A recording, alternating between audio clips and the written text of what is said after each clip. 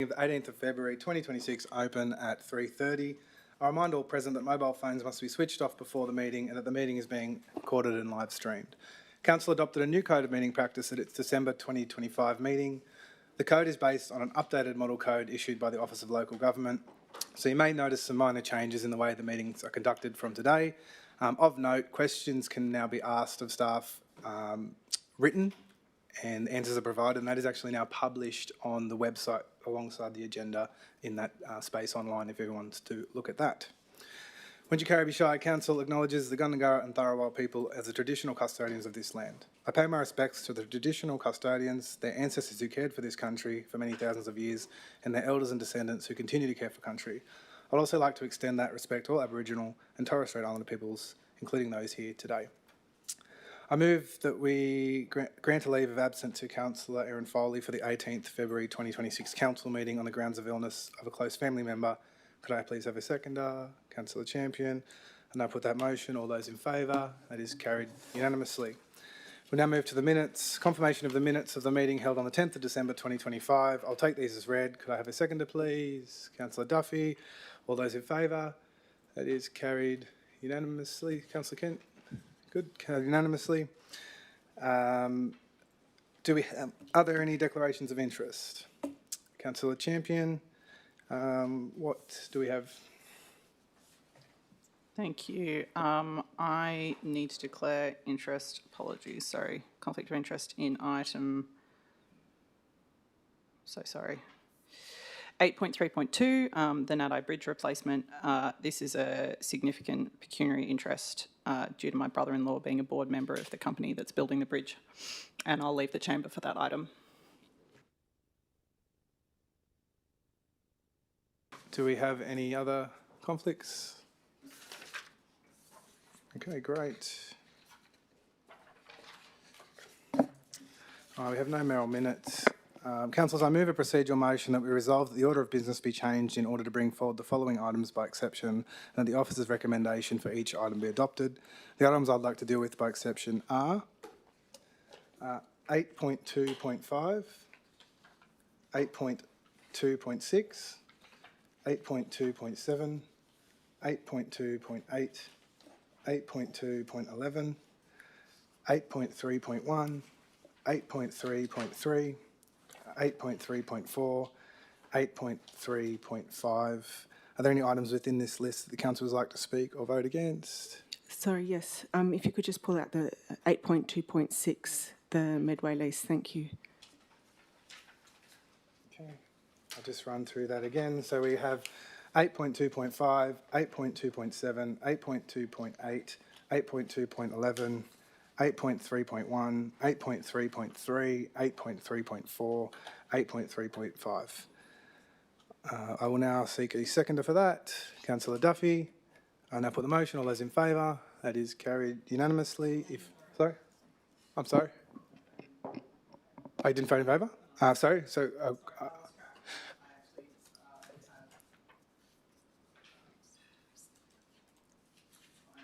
okay.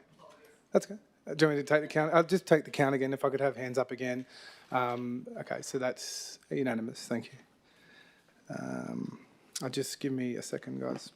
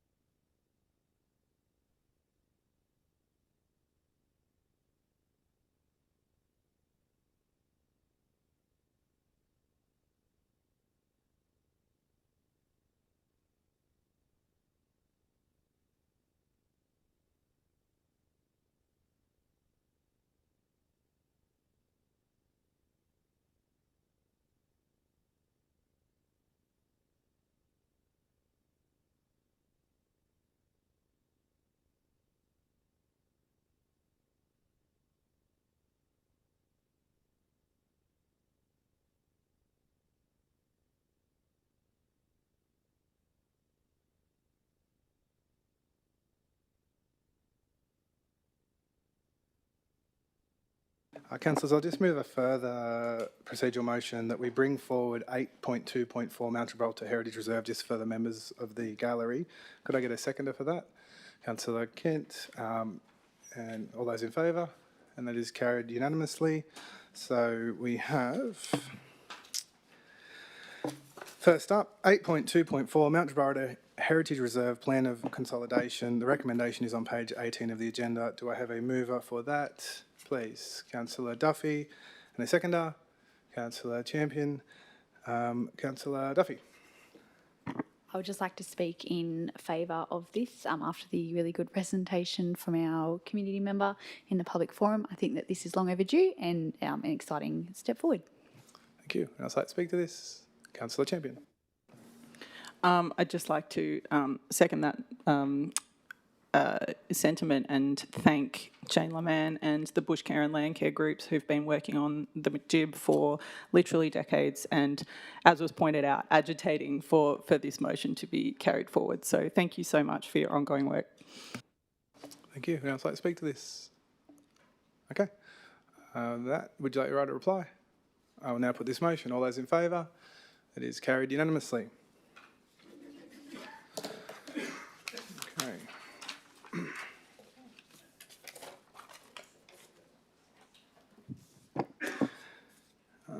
Okay, 8.2.1, submission on the draft statewide policy for industrial lands, a new approach to strategic planning, discussion paper, and the Sydney Plan. The recommendation is on page 7 of the agenda. Do I have a mover for this, please? Councillor Russell, a seconder. Councillor Duffy, Councillor Russell. Through you, Mayor, to the General Manager, I just need to understand some things that I'm not quite clear on regarding the classification of our council in relation to grant funding. At the moment, I understand we're a regional council. Because there's of this new categorisation, along with down with Illawarra, proposed classification, what would our status be changed to if this is accepted? General Manager.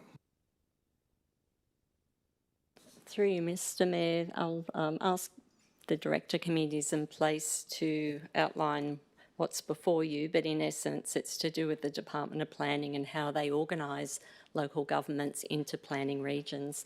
Mr McCabe? Through you, General Manager.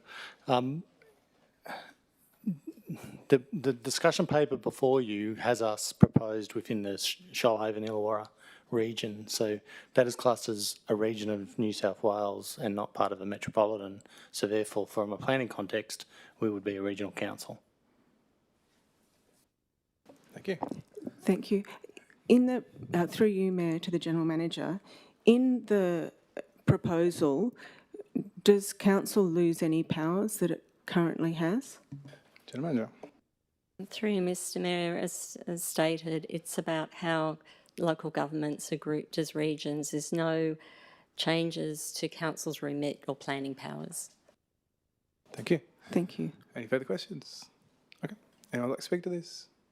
Okay, with that, I'll now put this motion. All those in favour? That is carried unanimously. Item 8.2.2, submission inquiry into local government funding and fiscal sustainability, House of Representatives Standing Committee on Regional Development, Infrastructure and Transport. The recommendation is on page 11 of the agenda. Could I have a mover for this, please? Councillor Champion, the seconder. Councillor Smith. Councillor Champion. Thank you. I would just like to praise the staff, in particular Mr Kuzmanovsky, for putting this together. I think it's a very important submission. I think that this represents the issues that are facing us fiscally very clearly, and I also wanted to thank you for flagging the unfunded nature of environmental regulation in there as well, in addition to the rest of the good work. Thank you. Thank you. And I'd like to speak to this. Councillor Milam. Thank you, Mr Mayor. Through you, Mr Mayor, to the General Manager, are we in a financial crisis? General Manager.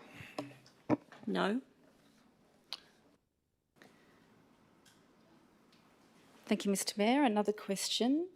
To you, Mr Mayor. Personally, I'm against and oppose a special rate variation. reports, including on Highland's opinion and 2ST, just yesterday, Sorry, Councillor, have you got a question? yes, I'm No, coming ask to that that, question succinctly, please. indicate you have ruled out a special rate rise. Has this been resolved by council? Well, Councillor, as you know, in order to have a special rate variation, you need approval from IPART. It is impossible to get that approval because we haven't applied for an SRV. So it is impossible to have a rate rise this financial year. A special rate variation. Councillor Russell, I would like to propose an amendment go ahead. that we, in addition to what it says, that council note, so it's what's stated, that council note the submission, comma, sorry, I need to ask a question before I do. Have we already we haven't submitted this yet, have we, until this council resolution's made? Through you, Mr Mayor, as councillors were advised, the due date for the submission was the 4th of February. So timeframes didn't allow this submission to come to council before. However, if council is of a mind to amend or update that submission, that can happen and we'll forward it to the department. Thank you. So that council, the amendment would be that council amend the submission.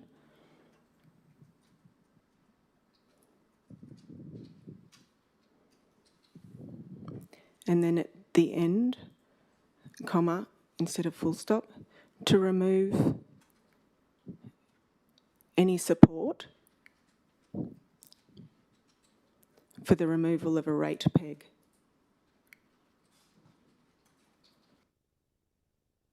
Okay, happy with that wording? Thank you, yes. I got a seconder for this. Councillor Moylan, Councillor Russell. I want to thank the Mayor and Council for putting out that very informative video with Graham from the AAC that's on social media at the moment, discussing the situation with local government in regards to financial sustainability. In it, Graham does talk about the relevance of the rate peg in its current form, that it has actually been reviewed and upgraded so that it considers criteria including population growth. We know that if we tax capital investment, not cash flow, we can impact people on fixed incomes. Our own risk policy identifies that we have no appetite for increasing the rates.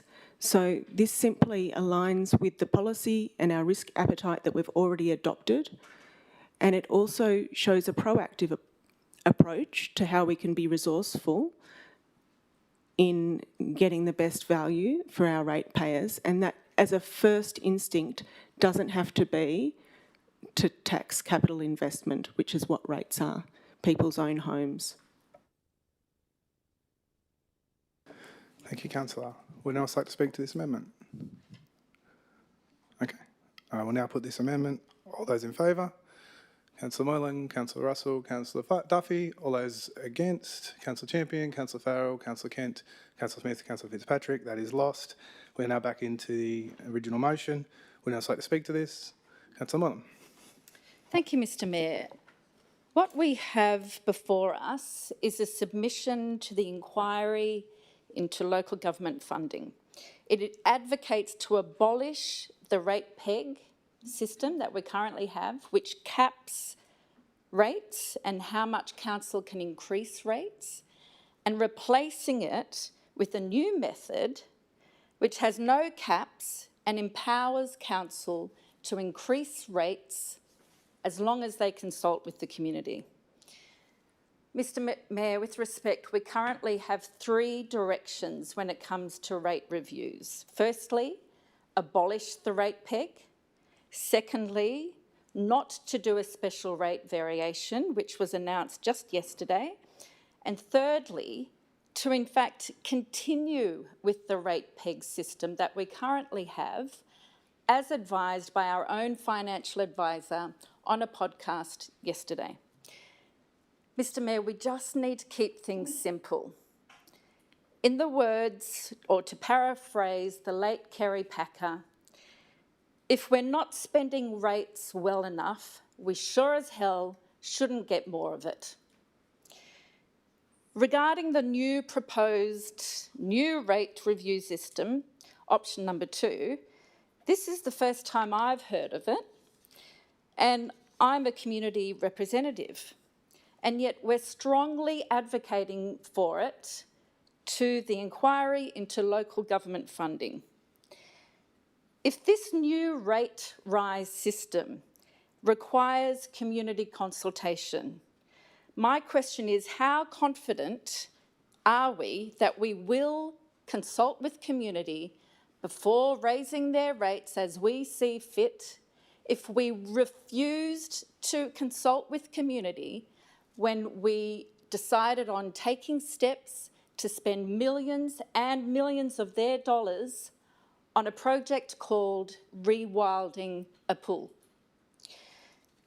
So, as you can tell, I say no to empowering council more on raising rates, and yes to good old-fashioned financial discipline, which includes savings, prioritising spend on our needs over wants, business cases for all projects, avoiding bad debt, especially for luxury projects, strategic procurement, cutting services we don't want or need, and saying no to pre-election grants that force us to pay 50% and go into bad debt, funding our needs with cash and our luxuries with grants. With this simple, common sense, good old-fashioned financial discipline every single day, we will not boil the frog. Thank you, Councillor. Just so we can get on the record, you stated there's millions and millions spent on rewilding. Can you point me in the direction of those millions and millions spent? Certainly, Mr Mayor, and thank you for the question. As I said just then, it was a decision to take steps. No, but you stated that we've spent millions and millions on the rewilding. Have we? I beg your pardon, Mr Mayor. What I said was we decided to take steps to spend millions and millions of dollars on rewilding. Councillor, we've had lots of community consultation in that space. But yeah, so on the record, you acknowledge that we haven't spent millions and millions on the rewilding. Is that right? Mr Mayor, with respect, you're putting words in my mouth. I'm just asking for clarification. No. Okay. So we no. haven't spent millions and millions? Mr Mayor, you have misrepresented me. Okay. May I speak to that? Sure, go ahead.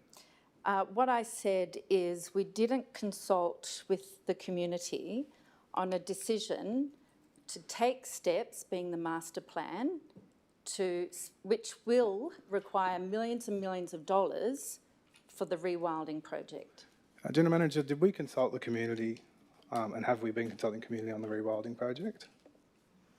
Thank you, Mr Mayor. As councillors would be aware, we are consulting with the community about the rewilding. There is no funding commitment from this council to actually fund the construction at this time. We're still in the investigation and design phase. Thank you, Mr Mayor. Thank you. Anyone else like to speak to this? Councillor Russell. Sorry, through you, Mr Mayor, to the General Manager. If council commits a budget of $110,000 to a rewilding master plan without putting that master plan on public exhibition, is that what we describe as community consultation? General Manager. Through you, Mr Mayor, to explain. So the concept of the rewilding has been consulted. There was a session that Mr McAllister was at the golf club end of last year, I believe. That was the first step in actually talking to the community about what they value, what they would like to see in that space, as well as there was other consultation around the history of the site. That will then be included within a technical assessment, which will include hydraulics engineering. That then will come back to the council as per discussions and then go out for further consultation. Thank you. Would else like to speak to this? Okay, I will now put this actually, who moved this, sorry? Councillor Dempsey, would you like your right of reply? Yes, thank you. Just quickly, I'd like to say that in principle, local control over rates doesn't automatically mean higher rates. It means the ability to respond transparently, accountability, and with our community involved in the conversation. And consultation should be our standard, not something that we write off as too hard. So for that reason, I support the motion as it is. Thank you. With that, I'll now put the motion. All those in favour?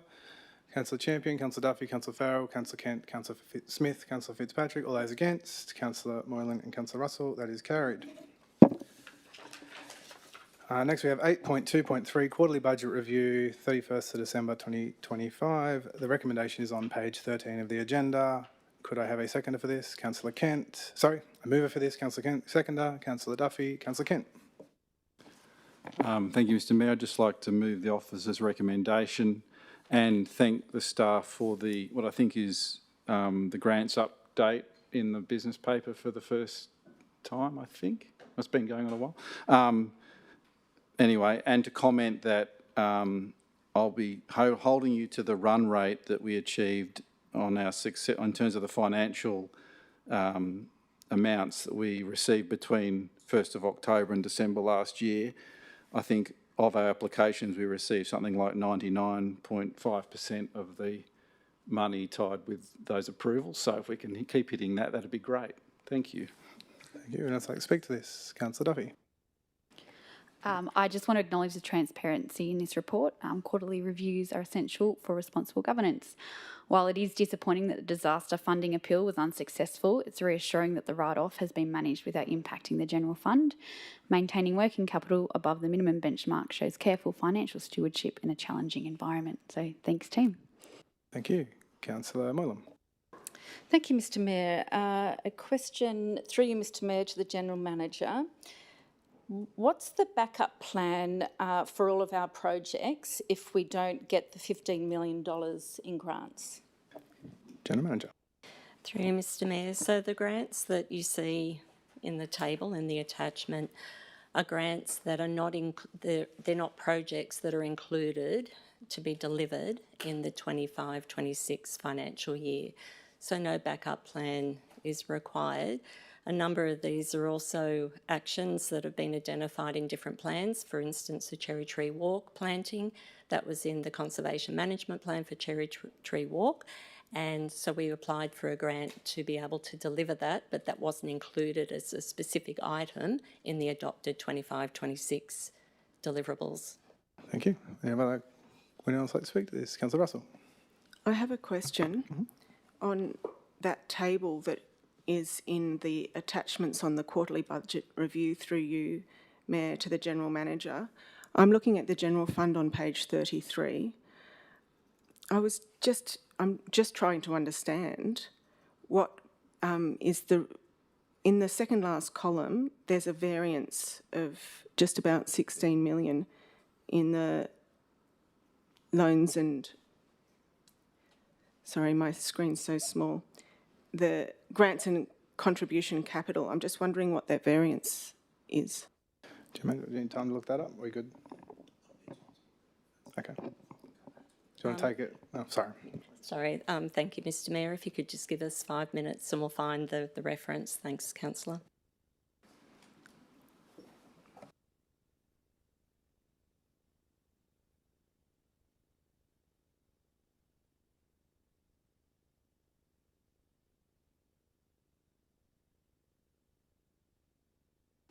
I'd just like to state my apologies. I thought I'd put it in the questionnaire and then maybe I'd timed out, so it didn't get in there. Did anyone else want to speak to this while we're looking up? Councillor Moylan. Thank you, Mr Mayor. So reading this report, it's quite clear that we're heavily reliant on grants, which are speculative. And we're reliant on speculative grants to do things like fix our roads.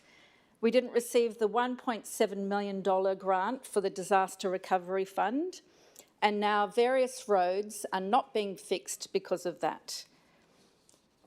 If we have been successful in the $2.7 million and we have to write off a further $1.7 million and we're hoping we'll get a further $15 million, what are we doing with all of these projects We're resourcing for them when we don't know if or when we'll get the money to fund them. Hope is not a strategy. Good old-fashioned financial discipline is a winning strategy, and raising rates from ratepayers is a bad strategy. Now, Mr. Mayor, with the Disaster Relief Fund, there was some advocacy on that, I do acknowledge. We wrote a letter to the Reconstruction Authority, but it was after they rejected the fund. Writing a letter after is not advocacy. We need to be forward-thinking. We need regular professional engagement with the relevant minister and the Reconstruction Authority, and certainly our state MPs and federal MP, not just a letter. So overall, moving this forward, the solution is more effective advocacy, more professional engagement with the relevant ministers and MPs, funding our essential services with cash and our wants projects with grants. For example, the Nunangulla Art Gallery could be funded by grants rather than the projected spend of cash of $4 million. And that could then go into roads.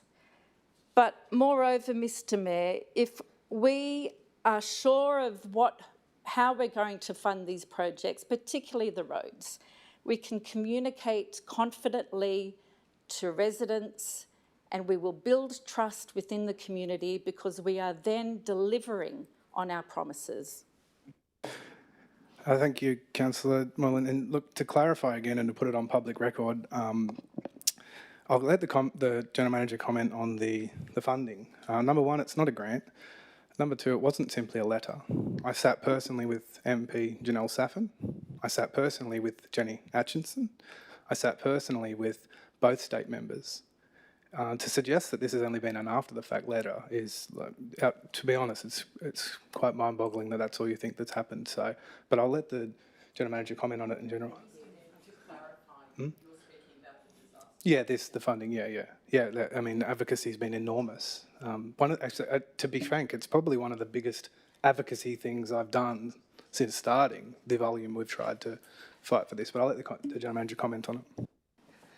Thank you, Mr. Mayor, and I appreciate the opportunity to bring Council up to date. So the Disaster Recovery Fund, the DFRA, is Disaster Recovery Funding Arrangements. It is not a grants program in the traditional sense of a grants program where you put in an application and you're in a competitive process. What happens is when you have a natural disaster declaration, which is called an NDD, you then become eligible for funds to assist the community to recover from a disaster. Wingecarribee Shire Council is the LGA in New South Wales that has experienced the highest number of natural disaster declarations since 2019. On average, in the last couple of years, we've been having an NDD one every 4 months. As the Mayor said, we have, pre this council election, under administration, we had a lot of advocacy around the fact that the disaster recovery funding system is broken for councils, and I have said this to ministers, I have said this to the head of NEMA, the National Emergency Management Agency. The current system for funding disasters for councils such as Wingecarribee that experience regular, severe weather events resulting in an NDD does not work. So in terms of advocacy, I'll start there. So back in 2022-23, Council provided a submission to the federal government in relation to disaster funding arrangements. That was led by NEMA. The CRJO, we're a member of the Canberra Joint Regional Organisation. We also, as a regional council representing 10% of the state, also made a submission to the federal government over the impact of natural disasters on our communities. And that region includes Eurobodalla and Bega Valley. So you will recall the Badger forest fires back in 2019-20. They were devastated. So as a region, we've been advocating since 2022-2023. in relation to this denied claim. This claim relates to events in 2022 and 2024. In part, the Illawarra Highway deviation. So the Illawarra Highway is a state government road. And this is a point that the Mayor and I made to Minister Atchison. We, in the event, it was a severe weather event, there was a sinkhole that appeared on the Illawarra Highway. The choices were close the highway and people can either go Picton Road, Appin Road or Jamboree. We made a decision on the run to deviate traffic through Burrawang, through local roads, to maintain that access. So workers could get to work, people could get to medical appointments in the interest of community safety. Because the local roads are not constructed to the same level as a national highway, the roads suffered extreme damage. Now, the Mayor and I took our photographic evidence where we had trucks literally had, the road had become mush, basically, and trucks had sunk to the top of the rims. So that was part of our evidence in saying you need to fully fund the damage that has been done by deviating traffic off a national highway onto a little local road. The other three projects, major claims, relate to roads in Penrose, High Range and Werri. Two of those three roads are actually Crown roads that Council manages on behalf of the state. Those three projects, those three roads add up to around $980,000. The balance of the 1.7 we're talking about relates to over 3,000 discrete works. So the current system requires us to have literally a spreadsheet with thousands of line items with geotagged areas for our engineers and our work staff to actually prove that that damage was caused by that event, not the event that happened 4 months before. Now, the challenge for us is our road network goes from Mossvale to Melbourne and back again. The physical practicality of our staff or anybody physically looking at the condition of that road in 4 months, it's just not practical. So under the current system, you have to prove, we have to demonstrate that that damage was actually caused by this event, not that event. The other area that we've challenged is that we are not eligible for what is defined as betterment. An example that the Mayor and I used with the Minister, both Ministers for recovery as well as for transport, was the example of a hand-cut stone head wall. So there was a head wall of hand-cut stone with a pipe. The engineers, the technical experts made a decision not to relay hand-cut stone head wall. They decided to use a concrete precast head wall and they increased the diameter of the pipe. That was deemed betterment. So the gap between what was there and what we did was not eligible. Now, whilst both ministers were incredibly empathetic, they were supportive, they acknowledged the shortcomings of the system, the current system doesn't allow betterment, it beggars belief. So that's part of Council's advocacy, because for every dollar you spend in betterment, you actually save 7 in repair. So apart from the financial burden, you've got community, I would say, patience. When the same bit of road or the same culvert washes out event after event and they think, well, why aren't you fixing it? Why aren't you improving it? We're not allowed, or it's not eligible under the disaster funding. In terms of the grants, so the grants are slightly different, the 15 million for grants. They're, again, as you say, more the wants, not necessarily the needs. So they are things that have come largely out of plans and strategies that Council has adopted along the way. I'll use Cherry Tree Walk as an example. The list that's before Council now was up to the end of December. Councillor Kent will be heartened to know that in the last 6 weeks we've had just over $1 million of grants approved. So you'll see that reflected in the end of March quarter, budget quarter. I'm hoping for a few more in the next 6 weeks before end of quarter. I think that's probably enough. I'm more than, and just with the grants and the reliance on grants, at the June 2025 council meeting, council adopted the financial strategy. One of the key elements of the financial strategy was to also look at other funding sources, whether that's partnerships, whether that's grants. So that's the grants, and the grants that we are focusing on is in line with that strategy, but also supports the direction or the strategic direction that this council has set. Councillor Moylan, considering you now know the huge amount of effort we went to for advocacy, would you like to retract your statement that all we did was send a single email? Thank you, Mr Mayor, for the opportunity. I actually have a further question. Sorry, Councillor, I've just asked you a question. No, I would you not. don't want to retract that? No. Okay. I do have a question, Mr Mayor. How often do you meet with the state MPs, the Honourable Judy Hannan and the Honourable Wendy Tuckerman, and our federal MP, the Honourable Carol Berry, to help in your advocacy to get real outcomes? General Manager, I believe we meet about 4 times each per year, and that's not including ministers?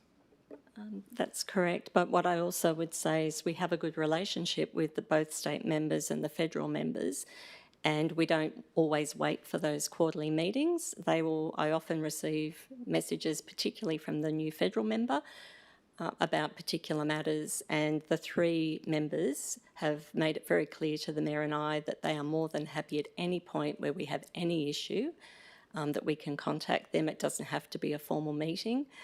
The other thing I would say is when we have had advocacy, as the Mayor said, we send them copies of what we've sent to the Minister, so they can also use the opportunities in State Parliament or Federal Parliament to advocate, knowing our position. Thank you, Councillor Smith. I have a question for the General Manager, if possible. Councillor Moylan stated that these were speculative grants, and to quote, we don't know if or when we will get them. And I assume that's in relation to the $2.75 roughly million worth of grants. Could the General Manager confirm whether they are speculative or whether this is confusing the lack of the disaster relief money coming through? General Manager. Mr Mayor, I think I've clarified that DRFA is not speculative. It's tied with a natural disaster, and then grants we apply for as they come up. What I would say is local government as an industry has been critical of the ad hoc nature of grants, and as an industry has been advocating to both state and federal to have greater certainty over grants and also the apportionment of those. So just to be clear, those grants that are in here, they've been confirmed though, or?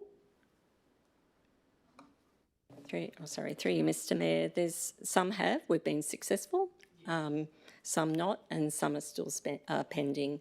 What I would also say, and councillors would be aware, that we also receive annual grants through the financial assistance grants, the Roads to Recovery. So there are a range of different grants programs. So we have the ones that are normally coming in that form part of our core funding.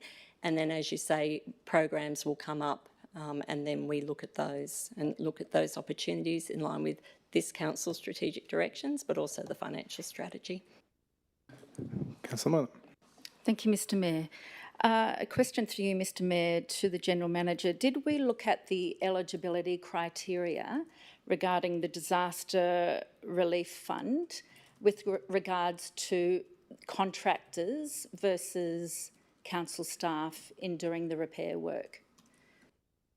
General Manager. The staff administer the program under DRFA in accordance with the requirements, Councillor. Would else like to speak to this? Councillor Smith. I have a question for Councillor Moylan, if possible, through you, Mr Mayor. Councillor Moylan stated that Nunangula, the Regional Art Gallery, could easily be funded by other grants. I think it's I'm not sure if councillors have seen much of the news of late. There's not a great deal of arts funding going around. I'm wondering if Councillor Moylan has any specific examples of where those grants or that money might be coming from.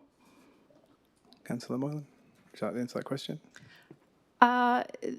State and federal have arts in their purview.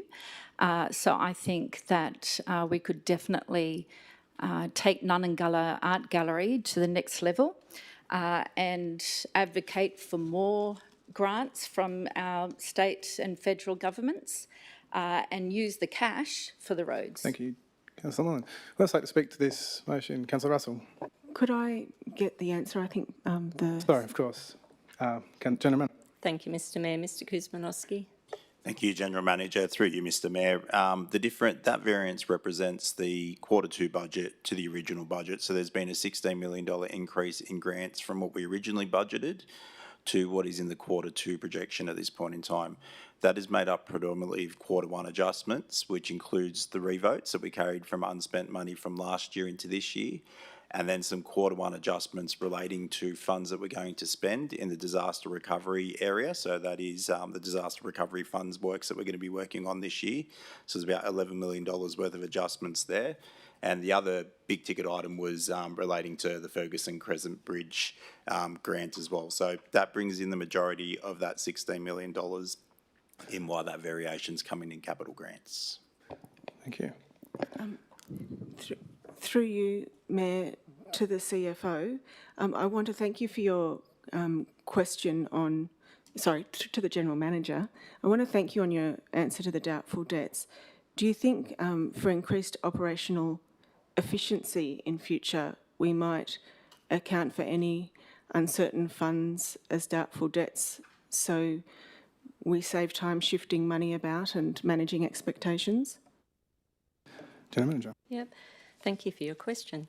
DRFA, so as I said before, the 1.73 relates to 2022 and 2024 flood events or natural disaster declarations. Since that time, RA, Reconstruction Authority, have made some changes to how they fund. It's still not where I think it would be in the best benefit of Wingecarribee, but those changes do improve the system. And the other thing is that I've given a direction to staff that they are not to do any work until we have the funding. Thank you. Through you, Mayor, to the General Manager, I'm sorry, I probably wasn't clear. What I was wanting to clarify is hopefully this will never occur in future, but what I'm wondering is rather than accounting or budgeting for projects, not spending the money, but putting it in the budget as in the general fund, do you think we could account for it as doubtful debts if there is any hesitation over whether that money is going to come available to increase operational efficiency and just manage expectations in the community too? General Manager. I'll take it on board. Thank you, Mr Mayor. Councillor Moylan. Thank you, Mr Mayor. Through you, Mr Mayor, to the General Manager. You mentioned that the list of projects for which the $15 million grants are for wants, and I can see here on page 55 of the bundle of the attachments that we have construction of Hoddle Street, 1.9 million, Wombian Caves Road resilience upgrade, 2 million, and Exeter Road at the Elsmore Road intersection, 1.58 million. Do you consider them wants or needs? General Manager. Thank you, Mr Mayor. So we have a program of works that comes to the council. The council endorse those or adopt those at budget time. That includes the capital works program, and that is prioritised. And that's what you, as a council, what you decide on when we bring forward each year the budget and the capital works. There is a never-ending list of projects, councillor, that in order to bring them forward, if we can, we'll apply for grants. Now, grant programs will have different criteria, different focuses. So if we can see an opportunity to bring forward that item that might be programmed in Year 6 or Year 5 or Year 8 and bring it forward because it also matches up with the criteria, we will take that opportunity. But as I said, what is in the budget that you would adopt as a council in terms of actions and works delivery is funded. It's not speculative. Thank you. Would else like to speak to this? Okay, Councillor Kent, I don't think there's a right. Would you like your right to reply? Yes, please. I must say I'm disappointed with some of the line of questioning and statements about lack of advocacy and these sorts of things, and I'd like to thank both yourself and the General Manager for outlining the extent of the advocacy and the full explanation on the disaster recovery funding, and hopefully can move on. Thanks. Thank you. I will now put this to the vote. All those in favour? That is carried unanimously. I believe we're up to 8.2.6, is that right? 8.2.6, Lease Medway Community Association, Medway Hall. The recommendation is on page 23 of the agenda. Could I have a mover? Councillor Smith, a seconder. Councillor Farrell. Councillor Smith. I would like to simply speak for this, for the officer's recommendation. Very good. Would you like to speak to this? Councillor Russell. Thank you, Mr Mayor. I actually have some questions to help me understand the process here. Am I right in thinking that the question to the community is just, are we happy to going into a lease with the forecast, and then after that decision there is potential for the lease to be changed because of the delegations in section 3? Sorry, General Manager. Ms. Park, would you like that question again, or are you okay to respond to that? Thank you, General Manager. The paper is to put the lease on public exhibition. The lease is still subject to negotiation. We have been in contact with the Community Association. They've seen a draft of the lease. They haven't come back with feedback yet. But it's in line with the policy. We're treating it as an exceptional circumstance because of the condition of the building, and we know how passionate they are about getting their hall. So the lease is in draft at the moment. It will be finalised. It can't go, we can't be finalised until the plan of management is finalised, which won't go to council until next month or something, I think. So we'll put it on public exhibition, but it won't be finalised, the terms, until after the plan of management has been finalised. Thank you. Thank you. Would you like to speak to this? Councillor Russell. Through you, Mayor, could the General Manager explain to me why section 3 is where it is in terms of negotiating the terms and the conditions of the lease? I'm not trying to be difficult. I'm just wanting to make sure that should the community not be entirely happy with the lease, or should the community be happy with the lease and then council, and so it goes straight into this process, that then there aren't further, there isn't a final just check by council?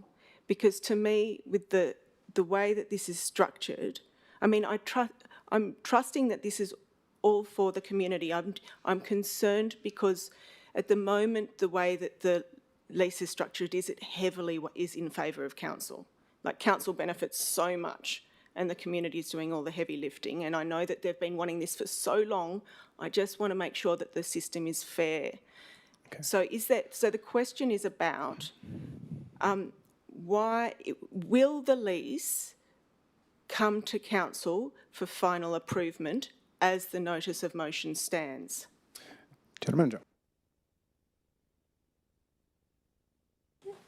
Okay, I'll give, sorry, Ms Jones, would you like to respond to that? Thank you. Councillor Russell, my understanding of the process is that the lease goes on public exhibition. During that time, if there are submissions that are material or major concerns, the process is that that gets bundled up, comes back to council and then gets shipped off to the Office of Local Government for consent. So there is another check and balance. However, I guess the step that we're missing here is that the draft lease is currently with the Medway community. That will come back. That amended lease, whether they're happy with, whatever that negotiation is, that is what goes on public exhibition. So the Medway community get another crack, if they're not happy with the draft lease on public exhibition, at providing a submission. Now, whether or not that meets the threshold of needing to go for escalation approval, the process has to play out. Does that make sense?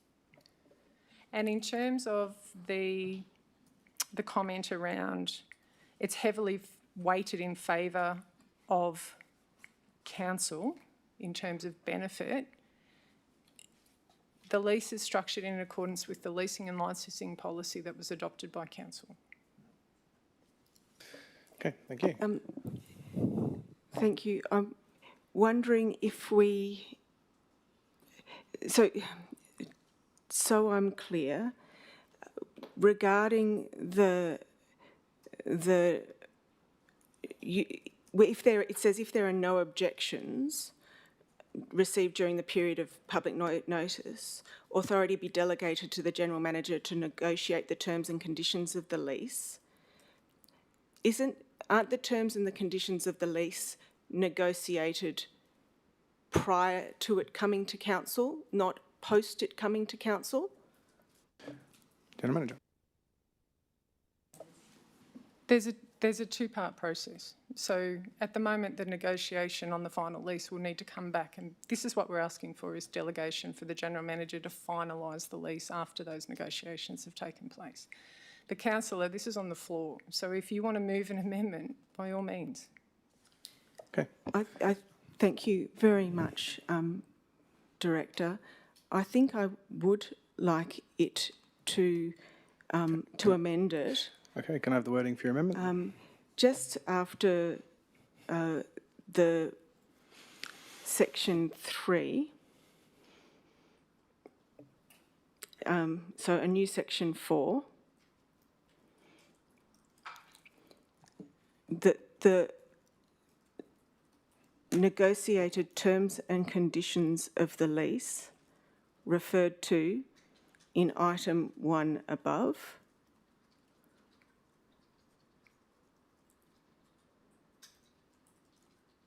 come to council for final approval before execution. Okay, happy with that wording? Thank you. Just then I've known that I've discharged my duty. Can I get a seconder for that? Councillor Moyle and Councillor Russell.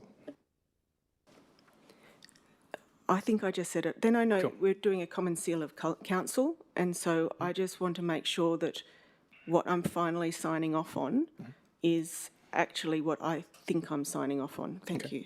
I'd like to speak to this. Councillor Moyle. Thank you, Mr Mayor. I want to thank Councillor Russell for taking this extra step to advocate for the community and in particular the residents of Medway. As Councillor Russell pointed out, Medway community have worked long and hard for this lease. There are some sections in the report which seem onerous to the residents of Medway. There's a lot of costs involved, so I think it's diligent to add this extra step in, and there is no risk to adding this extra step in, and only good. So I support it wholeheartedly. Thank you. I'd like to speak to this. Councillor Farrell. I'm just looking at that. Is that going to hold up this process? General Manager. Ms Jones? Yes is the short answer. Look, I've spoken to the people out at Medway there, and they're very much want this lease. That's their ultimate aim, is to have this lease so they can get on with doing the renovations to the hall out there. They're aware that this is going to come to public, a period of public scrutiny, or whatever you want to call the word. But at this stage, at this juncture, all they want is to know that they've got the lease. Anything else that comes after that, they're prepared to negotiate with. And I don't want to see anything hold that process of them getting that lease up. I think that'd be detrimental to the wishes of the people out at Medway. So no, I'm not in favour of that item 4. Thank you, Councillor Farrell. Councillor Kent. I would like to speak against this proposed amendment. It'd be along the lines of what Councillor Farrell has had to say. One of the things this new council has done through multiple councillors is establish a good relationship with the community group at Medway. And I feel confident, rather than adding this additional step and having councillors who are not experts in leases looking over terms, if the two Steves or others at Medway had any issues with the negotiation or any concerns about the lease, I'm sure they would bring it straight to the councillors that they have established relationships with. So I don't support this amendment. Thank you. Councillor Moylan. Thank you, Mr Mayor. A question through you to Councillor Farrell. In your reading of the report, Councillor Farrell, did you see the cost estimate of the works that the Medway residents would need to commit to, being $187,000? Councillor Farrell. Yes. Councillor Russell. Thank you. I have a question through you, Mr Mayor, to the General Manager. Why do we have to, given Councillor Farrell's points, which I entirely agree with... Sorry, Councillor, could I just get your question, please? Subject to the adoption, why do we have to wait for the adoption of the Plan of Management for Sports Ground, Park and General Community Use when we're aware that this particular piece of land is council land, not Crown land? General Manager. Through Mr Mayor, and Mr McAllister may wish to add to this. We're running 2 parallel processes. It's a requirement in terms of plans of management for sports ground, parks and general community use. So whilst they're entwined, they are 2 separate projects, and we need to do that legislatively. Mr McAllister, would you like to add anything to that?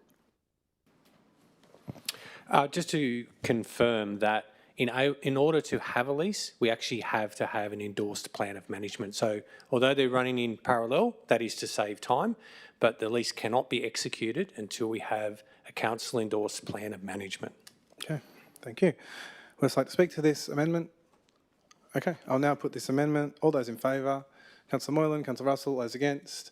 Councillor Champion, Councillor Duffy, Councillor Farrell, Councillor Kent, Councillor Smith, Councillor Fitzpatrick. That is lost. We're now back at the original motion. Would you like to speak to this? Councillor Russell. Thank you. I would just like it on record that I actually have spoken with the members of Medway Community Association today and yesterday, and in bringing that forward, I am just, I guess, advocating for their uncertainty and how long it's taken, but wanting to make sure that they don't lose their strength in knowing what they deserve from council, because they, like all our wonderful community associations and all of our villages, deserve a hall. And I don't want to see them, just because they have waited so long for this, I don't want to see them value themselves less or what they provide to our council. But I am so in support of this, and I thank them for all that they do for their community, and I look forward to this being realised so they have a safe space for playgroup, for their Christmas parties and for potentially evacuation points and recovering after community events. Thank you. Thank you, Councillor Russell. Okay, I'll now put this to the vote. All those in favour? It is carried Unanimously. Item 8.2.9, busking policy, draft for public exhibition. The recommendation is on page 30 of the agenda. I have a mover in Councillor Duffy, a seconder, Councillor Smith. Councillor Duffy. Thank you. I'd like to speak very briefly in support of the intent of this policy, but also raise an important perspective. When I was younger, I used to stand in the streets of Bowral at Christmas playing my viola with my two sisters, one on the cello and the other on the violin. This was how we earned our Christmas money. We weren't running a business or organising an event. We were just kids with string instruments, playing carols and hoping someone might drop a few coins in the cello case because it was the biggest.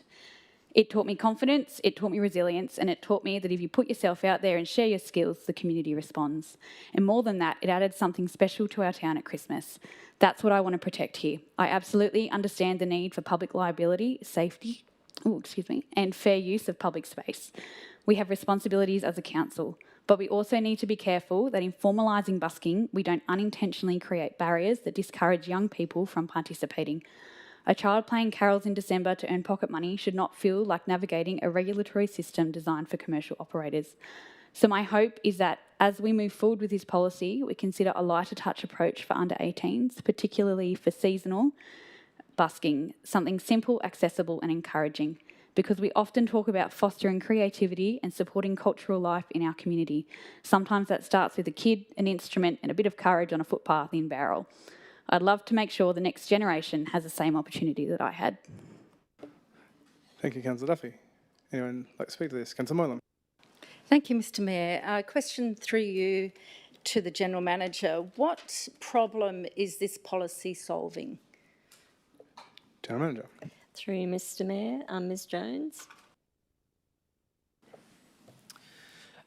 Councillor Moylan, thank you for the question. You will recall, councillors, although it's probably not feasible for you to recall every action in every plan that we adopt. However, there was a specific action that we adopt and formalise a busking policy in the Creative Highlands plan.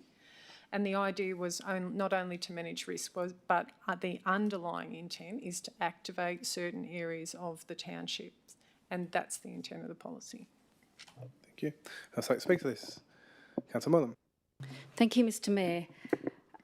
This is very concerning to me, this policy, for numerous reasons. As a lawyer, I understand liability, but I also understand balancing the pros and cons when making decisions. The pro here is that council manages its liability. The con is that, to Councillor Duffy's point, I think there will be an overwhelming disincentive for, let's face it, young people to add to our community the amenity, to be young entrepreneurs. This needs to be encouraged. And I think the pro of encouraging young people in the creative arts on our streets far outweighs any real risk of public liability. Secondly, I'm deeply offended by the suggestion of charging young people who are busking $20 for a permit.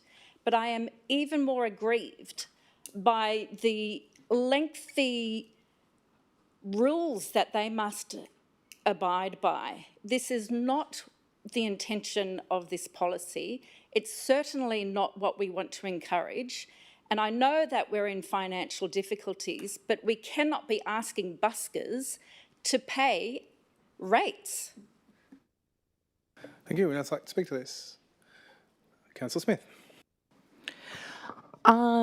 Firstly, so I'd like to speak for the busking policy, and wonderful to hear from Ms Jones about the idea that this is really about activating our community. I'm quite concerned and confused that Councillor Moylan said this is about asking buskers to pay rates. I don't believe this is rates. So my interpretation would be this is a policy. It's coming in line with what would be in other areas and to put a safer structure there. I'd like to, if I can, just have a question as well. Is this particular policy, I assume this is a fairly standard thing for other areas, and that the policy may well be a way of getting more people busking. Could I ask a question through the General Manager? Is that the case? Is that the right interpretation? General Manager. Thank you, Councillor Smith. I might ask the Manager, Community Life and Libraries to respond to that. Thank you. Thank you, General Manager. That's right. Other councils have this policy in place, and it's to encourage more buskers to be part of it. What I need to be clear with, though, this is about council land and managed land by council and infrastructure. It doesn't apply to private land within the area. Thank you. May I ask one more question, please, through you, General Manager? Do we have a lot of people busking at the moment? Is there any idea of how many? General Manager. Thank you, Mr Mayor. Ms Badgett, to your left. It's a challenging question. Yep. Thank you, General Manager. When we were drafting the policy, so there are some places within Bowral, for example, that we know busking occurs. Some of those are on private land, for example, outside of Coles. There's busking there, but we don't have it across the Shire. It might be for certain events. We're aware that there's busking, but outside of that, I couldn't tell you how many each week. Thank you. Would you like to speak to this? Okay. Councillor Mullen. I'd like to make an amendment, Mr Mayor, that we delete 1 and 2, that council invite buskers to participate in the 2026 Tulip Time Festival.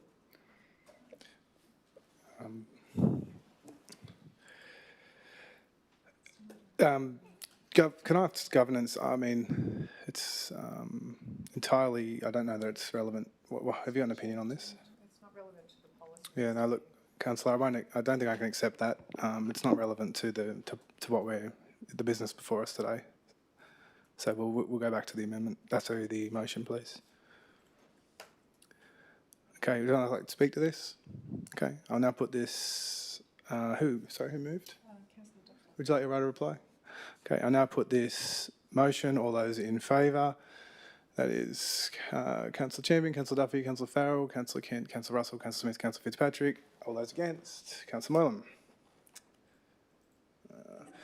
8.2.10, section 711, 712, developer contributions, and section 64, development service plans, assessment policy, draft for adoption. The recommendation is on page 32 of the agenda. Do I have a mover, please? Councillor Champion, a seconder, Councillor Duffy, Councillor Champion.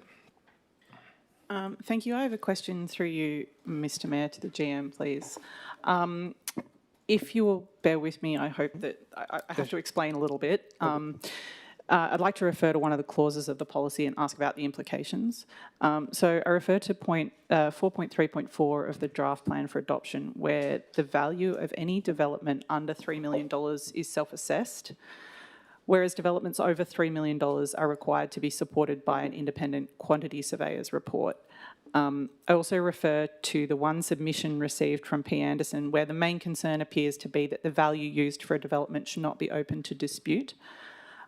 My concern here is that clause 4.3.4 arguably invites the applicant to underassess the cost of the development, while assessing a development at $2.5 million instead of $3 million saves the applicant $5,000. It also costs council $5,000.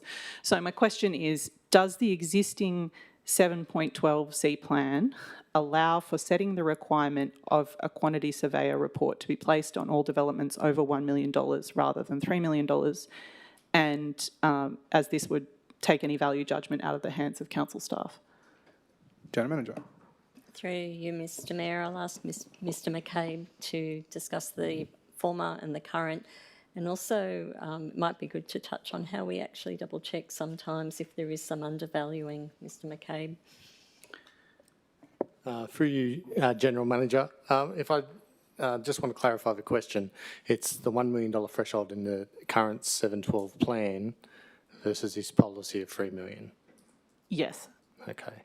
I'll just seek some clarification from the Manager's strategic outcomes while I explain a bit about QS costing in Thank general you. and the cost to development. So it's an additional cost to development in relation to working out a more detailed cost summary as such. So your mums and dads who are below that don't have to get a QS report, but they do have to formulate a cost detail. Now, how we qualify that is we compare it to market rates. There's sort of QS costing Bibles in the industry, Rawlinsons and Clisdales, and we look at those and then we check that.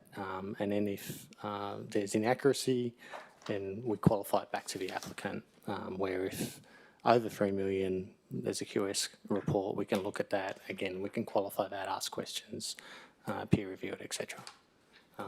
But I'm not sure if we've got the threshold answer. Through the General Manager, the current policy does state 500,000 as the threshold, and then obviously the current policy before you today has 3 million. I will say that the original policy was done in 2010 and hasn't been reviewed since. So that's part, I guess, of the change that's occurred as well. Does that answer the question? Can I just follow up and ask, does that reflect the changing values of like property values in the area since 2010? Is that why that changed? Yes, Ms Linton. Through the General Manager, it's probably more in relation to the cost of development. So it has significantly gone up since 2010, rather than property values. Okay, thank you. May I just ask a follow-up question through you, Mr Mayor? Do we, as I explained my concerns about this sort of potential loss, do we feel like that process of the checking that you're describing, Mr McCabe, is preventing that from happening reliably? General Manager. Yeah, thank you, Mr McCabe. No, I don't think it is. I think when it comes to more expensive development proposals, they have more components, they're more complex. So it's really more why the QS costings come into play. When you're below a certain threshold, it is pretty basic components. Thank you, Mr Mayor. Thank you. Would anyone else like to speak to this? Councillor Russell. I have a question through you, Mayor, to Councillor Champion. Was there any potential amendment, given that there is potential cost benefit to council if we kept it at the $1 million mark, and in the context of, the fact that everywhere we're looking at cost recovery, including community groups, is there an amendment that you had been considering? Councillor Champion. Thank you, Councillor Russell. There is an amendment that I have been exploring, which I'm trying to assess in response to the answers that I got to my question, whether or not it's an appropriate amendment to put up. Let's give it a go. Why not? Let's see. Let's debate it. May I add to, sorry, I'm just looking at the... Before we do that, we might have a break if you want to work on that. I'll move a procedural motion. We have a 10-minute break. Seconder, sorry, Councillor Smith. All those in favour? Carried unanimously.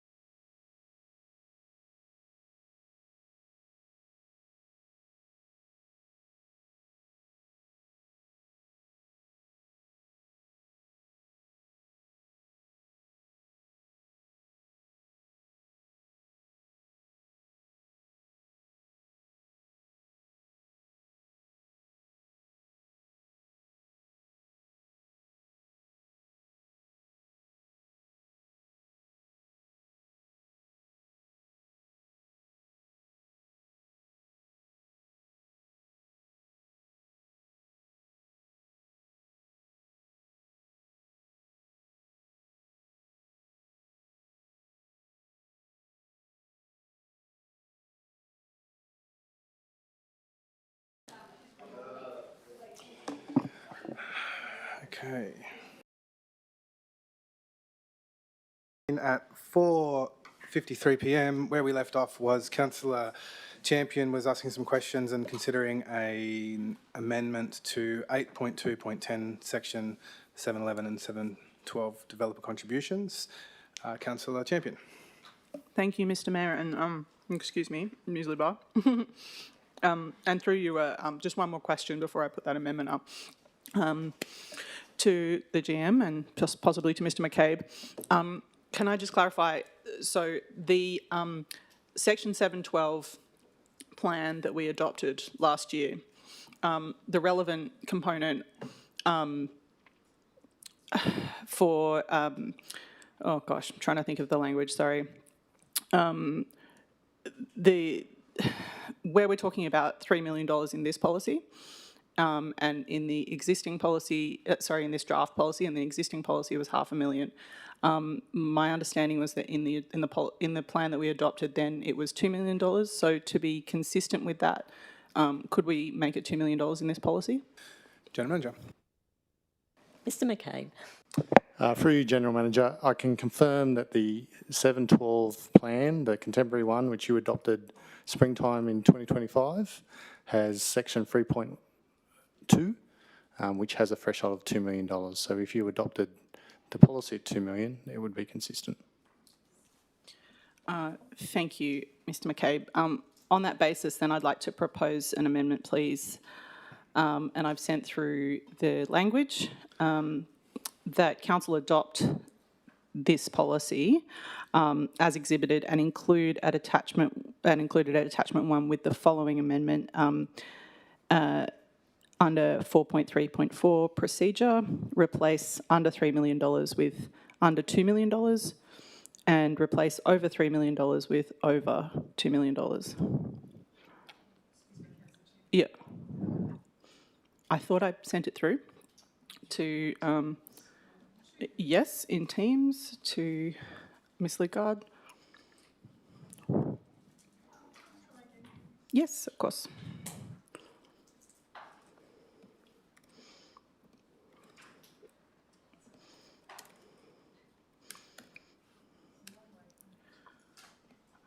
Okay, that's resent.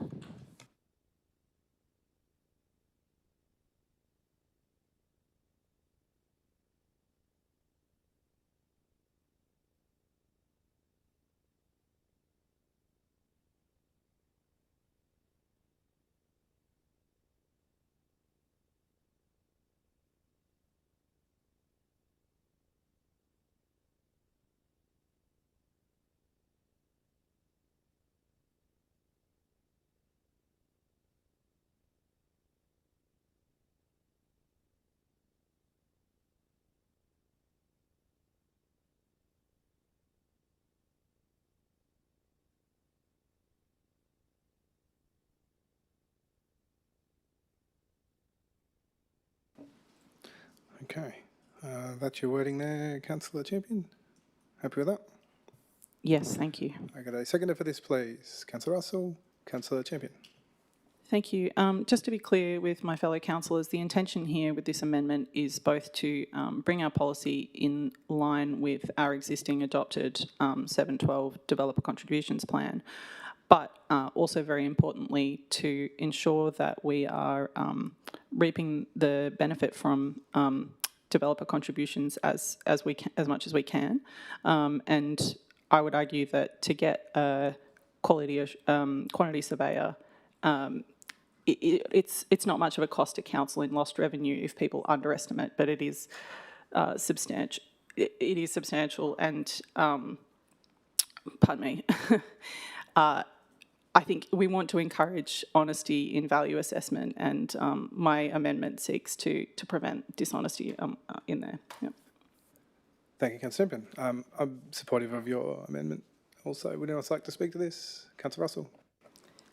Thank you. I would like to commend Councillor Champion for her advocacy and acknowledge that this is actually an issue which has been brought up with me in the past, where people have seen council miss out because of sort of shonky estimations, and we really want to make sure that we get all of those returns that we are due to ensure we've got the right money for the infrastructure. So thank you.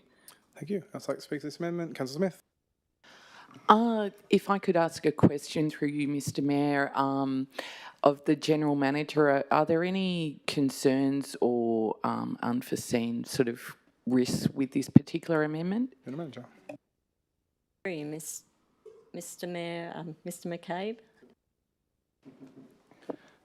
Through you, General Manager, no.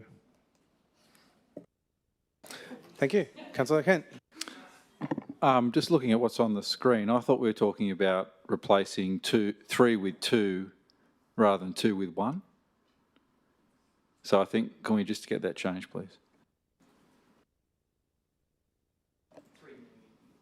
Sorry, yeah. Can I confirm? Thank you. That was an error on my part. Okay, great. With that, anyone else like to speak? I'll now put this amendment. All those in favour? Oh, sorry.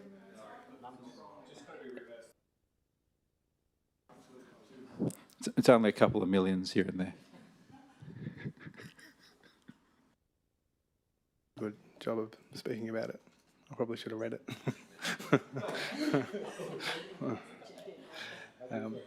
Okay. Thank you. Yes, that's it. Okay. I will now put this amendment. All those in favour? It is carried unanimously. That has now become the motion. Would anyone like to speak to this motion? With it? Okay. Right of reply goes to Councillor Champion. Thank you. I just want to reiterate that it's very important that we do draw all the developer contributions that we are entitled to, and this is important for ensuring that we have the infrastructure that we need in our shire. Okay. I will now put that motion. All those in favour? And that is carried unanimously. Item 8.2.12, Development Assessment and Regulation Consulting Ecologist Panel Tender Evaluation Report. The recommendation is on page 37 of the agenda. Do I have a mover for this? Councillor Champion? And a seconder, Councillor Farrell. Councillor Champion? Thank you. I'd like to move this with a change.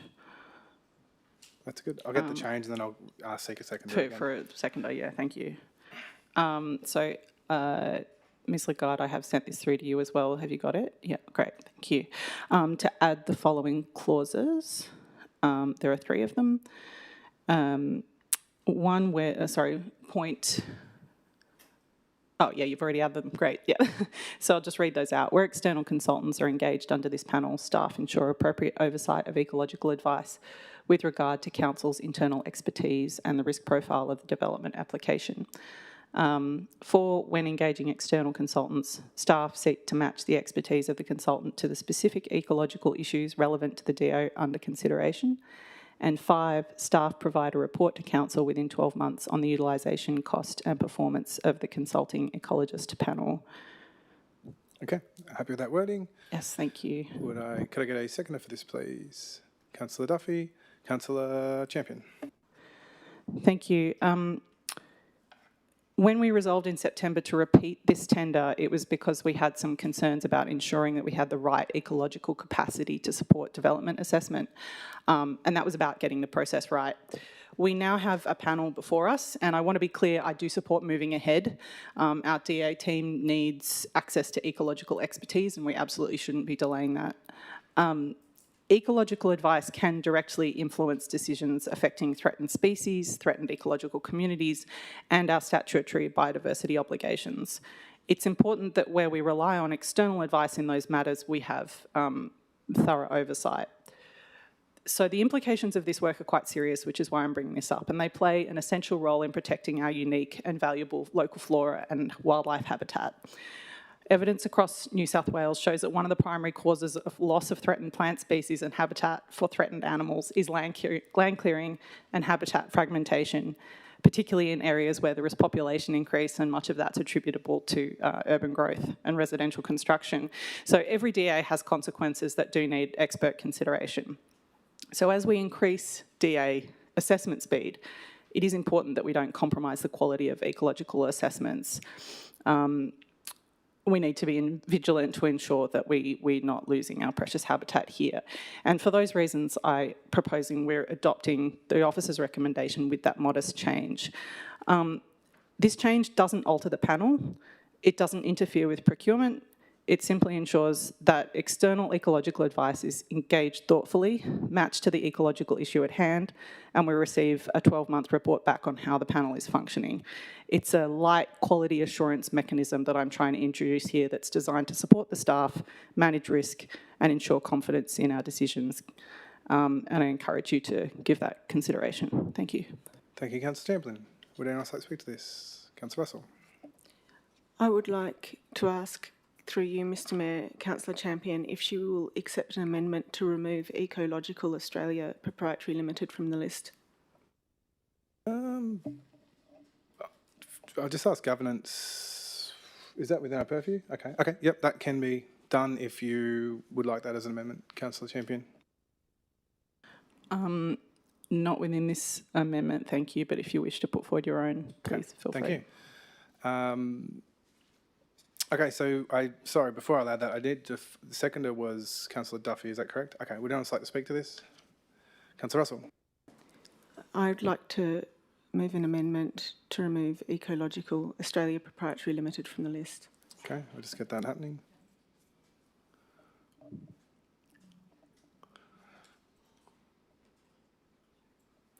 Okay, could I seek a seconder for this? That has lapsed for want of a seconder. Oh, sorry, I missed you, Councillor. That's Councillor second. That has been seconded by Champion. Councillor Russell. Some of you may be aware that, all of you are aware that I'm engaged in legal proceedings because of a lack of diligence. Just to stop you, no, I don't want to stop you speaking. Just be careful about speaking around businesses. I'm not going to tell you what to say. Just be cautious. I'm aware of what I need to do and Thank don't. Because of an alleged lack of due diligence by the Department of Planning and the inadequacy of some of the assessments that have been, decisions have been based on, I don't want to see council being put in the same place, and while I've got to be very careful because I don't want to end up in court over this, I am aware, I would prefer that we adopted this panel as amended in order that we are making sure that we're getting value for rates and considering our risk management policy regarding environmental, there's something in there I remember looking at. I acknowledge staff and thank them for expanding the panel from 2 to now, if you accept my adoption, amendment 4. Is that right? Yeah, 4. So we've doubled it since it came. Well, 5 actually, 5. So we've expanded it to 5. So it shouldn't matter if we're dropping that one off. Okay, thank you, Councillor Smith. Sorry. Thank you. So, whilst I was happy with Councillor Champion's initial amendment, I think it seems like a very sensible approach and well considered. I feel uncomfortable with Councillor Russell's amendment and to simply take a company off the list just in a council meeting. I feel ill-informed to do that and uncomfortable, so I don't support this. Thank you. Would anyone else like to speak to this amendment? Councillor Champion. Unfortunately, I don't feel comfortable supporting this amendment either. I do understand where Councillor Russell is coming from with her concerns. However, I have crafted my proposed changes to this motion with a view to ensuring that we have close oversight and that any concerns that we might have with any of the businesses involved will be addressed through that process. So I would prefer to be even-handed. And just to clarify, this is an amendment to the motion. The motion is with your change. So some people are just talking about it as an amendment. So I would also like to speak to this amendment, which is the removal of that item. Okay, with that, I now put the amendment. All those in favour? Councillor Russell. All those against? Councillor Champion, Councillor Duffy, Councillor Farrell, Councillor Kent, Councillor Moylan, Councillor Smith, Councillor Fitzpatrick. That is lost. We're now back at the original motion that was done with the change. Would anyone else like to speak to this? Councillor Kent. A question to General Manager through you, Mr Mayor. In regards to the additional points 3, 4 and 5, obviously point 5 we're not currently doing because we haven't had the panel and that, but could I just get comment on points 3 and 4 and whether they'll require much change to our existing practices, i.e. I'm expecting that the staff would do these things as a matter of course. I'm not against reminder, but if I could have just some comment on 3 and 4, thanks. General Manager. Through you, Mr Mayor, we don't have any issues with the proposed change to the motion. Okay. Anyone else like to speak to this? Okay, I'll now put this motion. All those in favour? Councillor Champion, Councillor Duffy, Councillor Farrell, Councillor Kent, Councillor Moylan, Councillor Russell, Councillor Smith. All those against? Councillor Fitzpatrick. That is carried. We now have 8.3.2, Nato Ridge Bridge Replacement, Successful Grant Funding Variation, and we have a councillor leaving the room, so I'll wait for that to happen.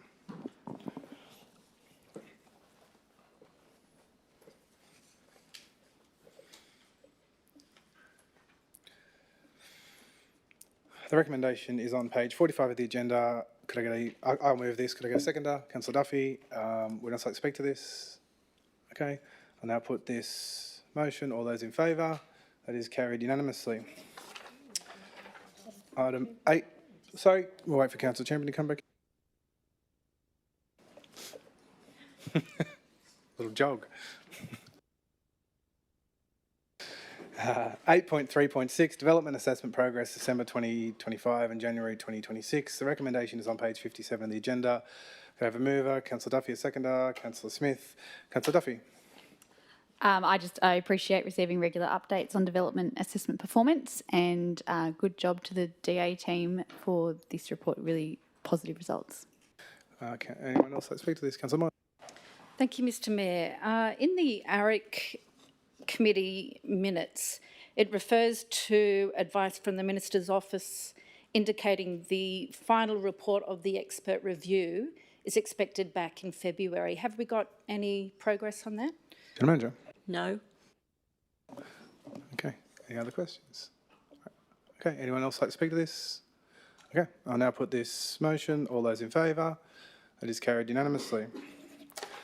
Item 8.4.1, Audit Risk and Improvement Committee meeting minutes, 11th of December 2025. Could I have a mover for this? Councillor Smith, seconder. Councillor Moylan. Councillor Smith. I would like to move the officer's recommendation as is. Would else like to speak to this? Councillor Moylan. Thank you, Mr Mayor. In the finance report of the ARIC committee meeting minutes, I'm delighted to see that there was a discussion on internal reserves, and in particular, the requirement to consider movements from internal reserves to other budgets. Internal reserves should only be spent on the purpose they were collected for, meaning we can only spend money from the Electoral Reserve Fund, for instance, on elections. And both the old and the new financial reserves policy stipulates this, and indeed our financial advisor reiterated this point on the podcast yesterday. In future, I would like to see any movements from internal reserves to be explicitly indicated in reports to us and the purpose of the spend, and I'm very glad to see that this was discussed in the ARIC meeting. Thank you. Would else like to speak to this? Okay. Who moved this? Councillor Smith, would you like to write a reply? I'll now put this motion. All those in favour? That is carried unanimous. Sorry, was that unanimous? Apologies. Yep. Then we have 9.1, review of rubbish removal. The proposed motion is on page 62 of the agenda. Councillor Moylan, would you like to move your motion? Certainly, Mr Mayor. Can I just grab a seconder for that, please? Councillor Russell, Councillor Moylan. Thank you, Mr Mayor. I have tabled a selection of emails and Facebook posts where residents have shared their experiences with rubbish removal and their complaints. So that's with all the councillors and yourself, Mr Mayor. Firstly, as we all know, rubbish removal is a core service of council. We charge ratepayers for this, and we should be the best at removing rubbish. As we know, residents have contacted all of us and yourself, Mr Mayor, with their complaints over the rubbish removal service and in particular it not being collected. There have been examples of piles of rubbish on our streets for weeks, sometimes months, sitting there for vermin to find a haven in, snakes and grass growing through the rubbish piles. If we look at some of the comments from residents, for instance, Mr Angus Humphreys, we can get a greater appreciation of this. Mr Angus Humphreys says, the bulky waste service seems to be a permanent blight on our streetscape. Perception becomes reality, and it seems we are always looking at some bulky waste. Mr Peter Guganovsky says, they were consistently missing my bins. And Mr Chris Tetley says, when he went to council asking why there was a 3-week delay in picking up his bulky curbside rubbish, he was told it was the contractor's responsibility. Mr Ed O'Neill emailed all of us saying, given there are 8 collection days per year now, this can equate to approximately 30 days per year that residents are burdened by unsightly rubbish on the curb. Ms Glenda Andrews says there is now the continual eyesore of debris on Southern Highlands verges all year round. I have no idea why the twice annual collection was discarded in favour of the staggered method. Previously, items were on the verge only for a few weeks annually. And Ms Kerry McGowan says the bulky curbside collection is not fit for purpose. And I believe it's only a matter of time before a car or bus collision happens. Bulky rubbish in Mittagong is regularly not collected within the week stipulated by council. In my own experience, and on one occasion, it was missed completely. On another, the metal was left over. So, councillors, this is a problem. And it has been a problem for years. But more broadly, if we can't manage to do something as simple as picking up rubbish on time, how can we honestly manage to rewild a pool? If we can't collect rubbish on time, how can we fund a large art gallery that's not government owned? And if we can't pick up rubbish on time, how can we honestly teach people to avoid our potholes on roads in the Learn to Drive workshops, which ratepayers are paying for? The solution is simple. We must get back to basics and just get the job done. I've asked to fix this problem immediately, not just for the rubbish now, but into the future. We need to pick up the rubbish on time every time. If we can deliver this, Mr Mayor, we will drive value for our ratepayers, money, but we'll have more civic pride, particularly in a tourist season or through the holidays. But most important, we're listening to the community and their most basic requests. And that's how we win back the trust of the community, by delivering on our promise. Thank you. Thank you. Would else like to speak to this? Councillor Duffy. I appreciate the intent behind this notice of motion. However, I won't be supporting it. A review of this matter is already underway, as staff have clearly advised councillors, and work is progressing. Setting an April timeframe is not realistic given the scope of the review and the need to do it properly. I believe we should allow the existing review process to run its course rather than duplicate work or impose an artificial deadline. Okay, would else like to speak to this? Councillor Smith. Thank you. I have a question through you, Mr Mayor, of the General Manager. Councillor Moylan repeatedly stated that we can't pick up rubbish on time. Could you speak to that? Because that is not my interpretation of rubbish services overall. General Manager. Thank you, through you, Mr Mayor. I think we're talking about two things. One is red bin collection, which is the weekly pickup of domestic waste in the red lid bin. The other issue is the bulky waste collection, and that's when people put their waste out on the verge, and where people then, they book the time in accordance with the calendar, and then they put their waste out in accordance with the calendar. In terms of red bin, and I don't know who would like to go first, but all right, Mr. Arthur. So waste sits within Mr. McCabe's purview. Mr. Arthur is here, and I'll ask him just to talk about, if I could, red bin, how many lifts we do across the year, and we also have reports on miss bins. So, and then if we can talk about bulky waste. Previously, bulky waste was on a cycle. People put their waste out. You weren't given any choice. It was, this is your date, put it out, and we will pick it up. There was a review done maybe 2-3 years ago. It was then, okay, well, you can book it in to give more flexibility to the community about when they want their waste to be collected within certain parameters for operational efficiency, which Mr. Arthur will talk about, sorry. But clearly the revised bulky waste isn't working. We're not saying it is.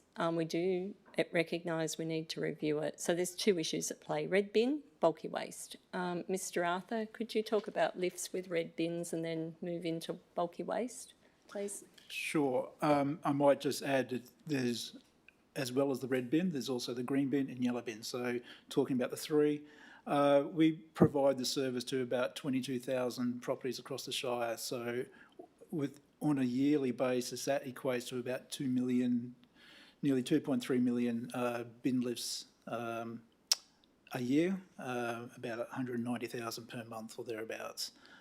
In terms of collection of miss rates, there are miss rates. We do miss some for a number of reasons. It could be parked cars, weather, bins knocked over, any number of reasons. A truck breakdown, for example. We have a KPI with our waste contractor that it has to be collected within 48 hours of it being presented. Okay, so if not that day, we aim to get there obviously that day, and then if not, it's the day after.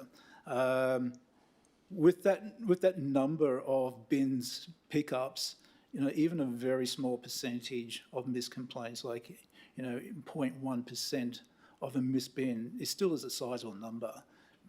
Percentage-wise, it's small, but it's still a sizable number. So we do track the numbers. We have monthly reports with our contractor.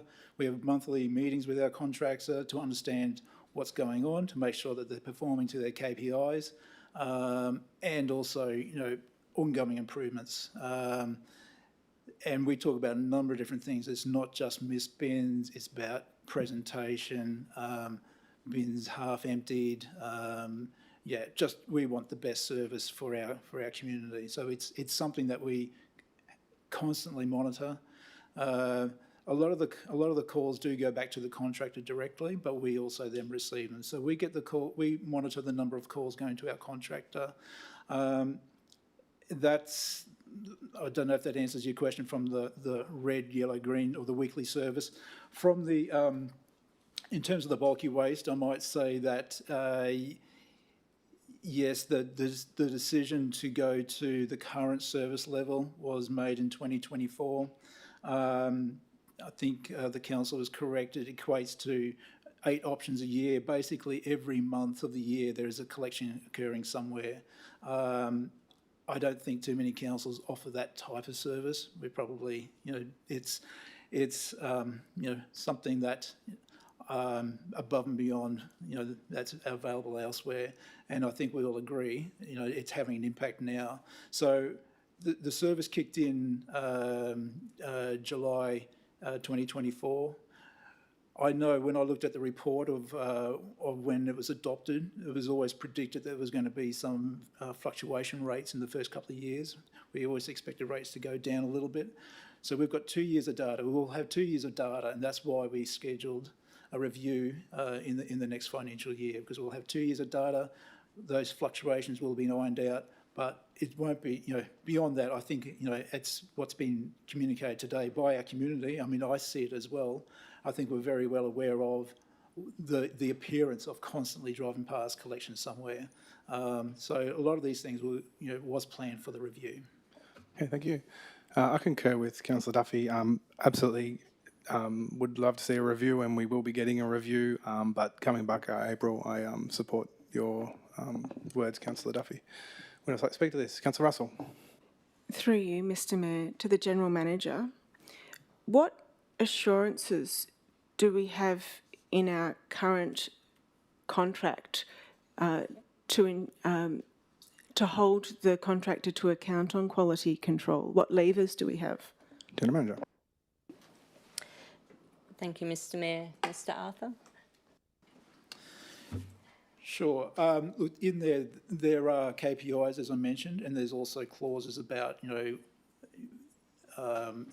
the contract about going back to clean up spilt waste. So it's not just about, collection service, but it's also the cleanups and so forth as well. There are clauses in there, and there are levers in there to actually start to penalise. I mean, with the contractors, we do have to work together. Okay, we're on long-term contract. We want the best. If they start to play hardball with, they could easily measure up some of our bulky waste collections and say that's more than 2 metres. No, we're not going to collect that. So we do have to work out a little bit. So we don't always, we don't pull those levers straight away. But that's the part of our monthly conversations. Okay, so we want to make sure that they are doing a proper job. That they're doing a proper job, they're making improvements, that there's no problems in the system. I know through our contractor, I've seen the improvements they've made in their systems for collections, okay? Before, it used to rely a lot on long-term employees about learning the runs and knowing the runs. Okay, so they've made improvements now to actually have computerised systems in the truck. So even if the new employee, new driver, they can start day one and get the rights run. So I've seen these improvements made. So this is part of our ongoing process. There are levers in there. We don't always pull the lever on every time they do it, and that's because we have to, we want the best ongoing outcome for our community. Okay, thank you. Would else like to speak to this? Councillor Champion. Thank you, Mr Mayor. I do not support the motion in its current form. I do support transparency around our bulky waste service, particularly given that we do have concerns from residents lately about missed and delayed collections, and which the staff have kindly confirmed are happening. However, given that staff have already programmed a structured service review in the next financial year, and I don't want to duplicate that work or imply that there is any systemic issue with all our domestic waste collection when we don't have evidence that that's the case. And I also don't want staff to be pressured into producing something within an unrealistic time frame. So I would like to propose an amendment to narrow the report, please. I've sent through the amendment to Ms Lidgard. To amend the motion to read that Council 1, note that a review of the bulky waste collection service is drafted for 2026-2027 as part of the Council's operational plan, and 2, request the General Manager to provide an interim performance report to the April 26 Council meeting outlining current performance of the bulky waste collection service, including booking volumes, complaint volumes, missed collection data if available, and the contractor's compliance with service obligations.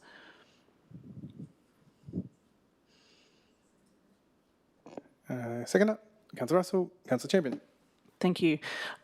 This amendment respects the community members who have been concerned about waste collection by asking for a quick turnaround update on bulky waste performance and the compliance of J.R. Richards, the contractor. I also think this quick review has value because as we move towards a new contract period, which will include significant changes in our waste system as we implement the food and garden organics processing, known as FOGO, it's especially important that we have strong performance monitoring in place. So please consider the amendment in light of that future change as well. Thank you. Councillor Kent. I would like to congratulate Councillor Champion on the proposed amendment, and I really like the way it sort of brings it up a level and talks about overall compliance with the contractor's service obligations. So rather than focusing on a few emails at this meeting, we can lift it up a level and get an overall picture. So great amendment, thank you. Thank you. I have a question through you, Mr. Mayor, of the General Manager. Is there anything in this amendment that would be of concern or creates undue sort of workload or challenges? General Manager. Thank you, Mr. Mayor. Mr. McCabe is shaking his head, so I think, and Barry's smiling. Mr. Arthur is smiling. So I think we're comfortable with that. Thank you, Councillor Champion and Smith. Yep. Okay. Would else like to speak to this? Councillor Russell. I was present at the council meeting when the administrator was signing off on this original model of delivery, and I would just like to acknowledge that there was an enormous amount of thought went into what was going to be the best service for the community and meet the community's needs. And there was a lot of deliberations. I'm glad to hear that there are levers, and of course there are levers, and perhaps this council resolution will send a clear message to the contractor that we are looking at this very carefully, that we do expect that they provide the service they are paid to do. We appreciate there are fluctuations that every company has to deal with, but this is unacceptable. So I commend Councillor Moylan for her advocacy, because the situation has been untenable, and I congratulate Councillor Champion for ensuring that we're fulfilling our governance oversight role respectfully in balance with the needs of the administration. And I hope that we can get this right, because if so, this current model does offer a level of flexibility for our community that is incredibly valuable. And we all value the fact that now we do have this service, which for some years we didn't, and it really disadvantaged members of the community who couldn't drive or lived a long distance from Moss Vale Resource Recovery Centre. So thank you, everyone. I am in support of this. Okay. Would else like to speak to this amendment? Councillor Moylan. Thank you, Mr. Mayor. Thank you, Councillor Champion, for her consideration of the amendment. I have one question, however, regarding missed collection data. The whole point of my notice of motion here is to address the issue of those residents who aren't on the record and that trucks are just driving by. So it would definitely be missed data. So have you got any suggestions, through you, Mr. Mayor, to Councillor Champion, on how we would collect those people? Councillor Champion. Thank you, Mr. Mayor, and thank you for the question, Councillor Moylan. My intention was to gather that information through complaint volumes and the recording around complaints, which you have helpfully provided to us as well. Thank you. Would else like to speak to this? Okay, I will now put this amendment. All those in favour? Councillor Champion, Councillor Duffy, Councillor Kent, Councillor Moylan, Councillor Russell, Councillor Smith. All those against? Councillor Farrell, Councillor Fitzpatrick. That is carried. That has now become the motion. Would else like to speak to this motion? Okay, Councillor Moylan. Sorry? Yep, would you like your right to reply? Yes, thank you, Mr. Mayor. Go ahead. Thank you to those councillors and the officer for contributing to the debate. I will address some points that were raised in the debate. To Councillor Duffy and the Mayor's point, April not being realistic, the amendment has just satisfied that concern. But more broadly, I don't understand why we need to wait years for something like this to be fixed. Quite frankly, it shouldn't take a notice of motion from a councillor to address this obvious problem and very visible problem in our community by next month. We need to resolve the issue now and into the future. Now, if we could have resources taken off non-core projects and put onto this, we might be able to fix the problem quickly. And quite frankly, it shouldn't have been here since July 2024.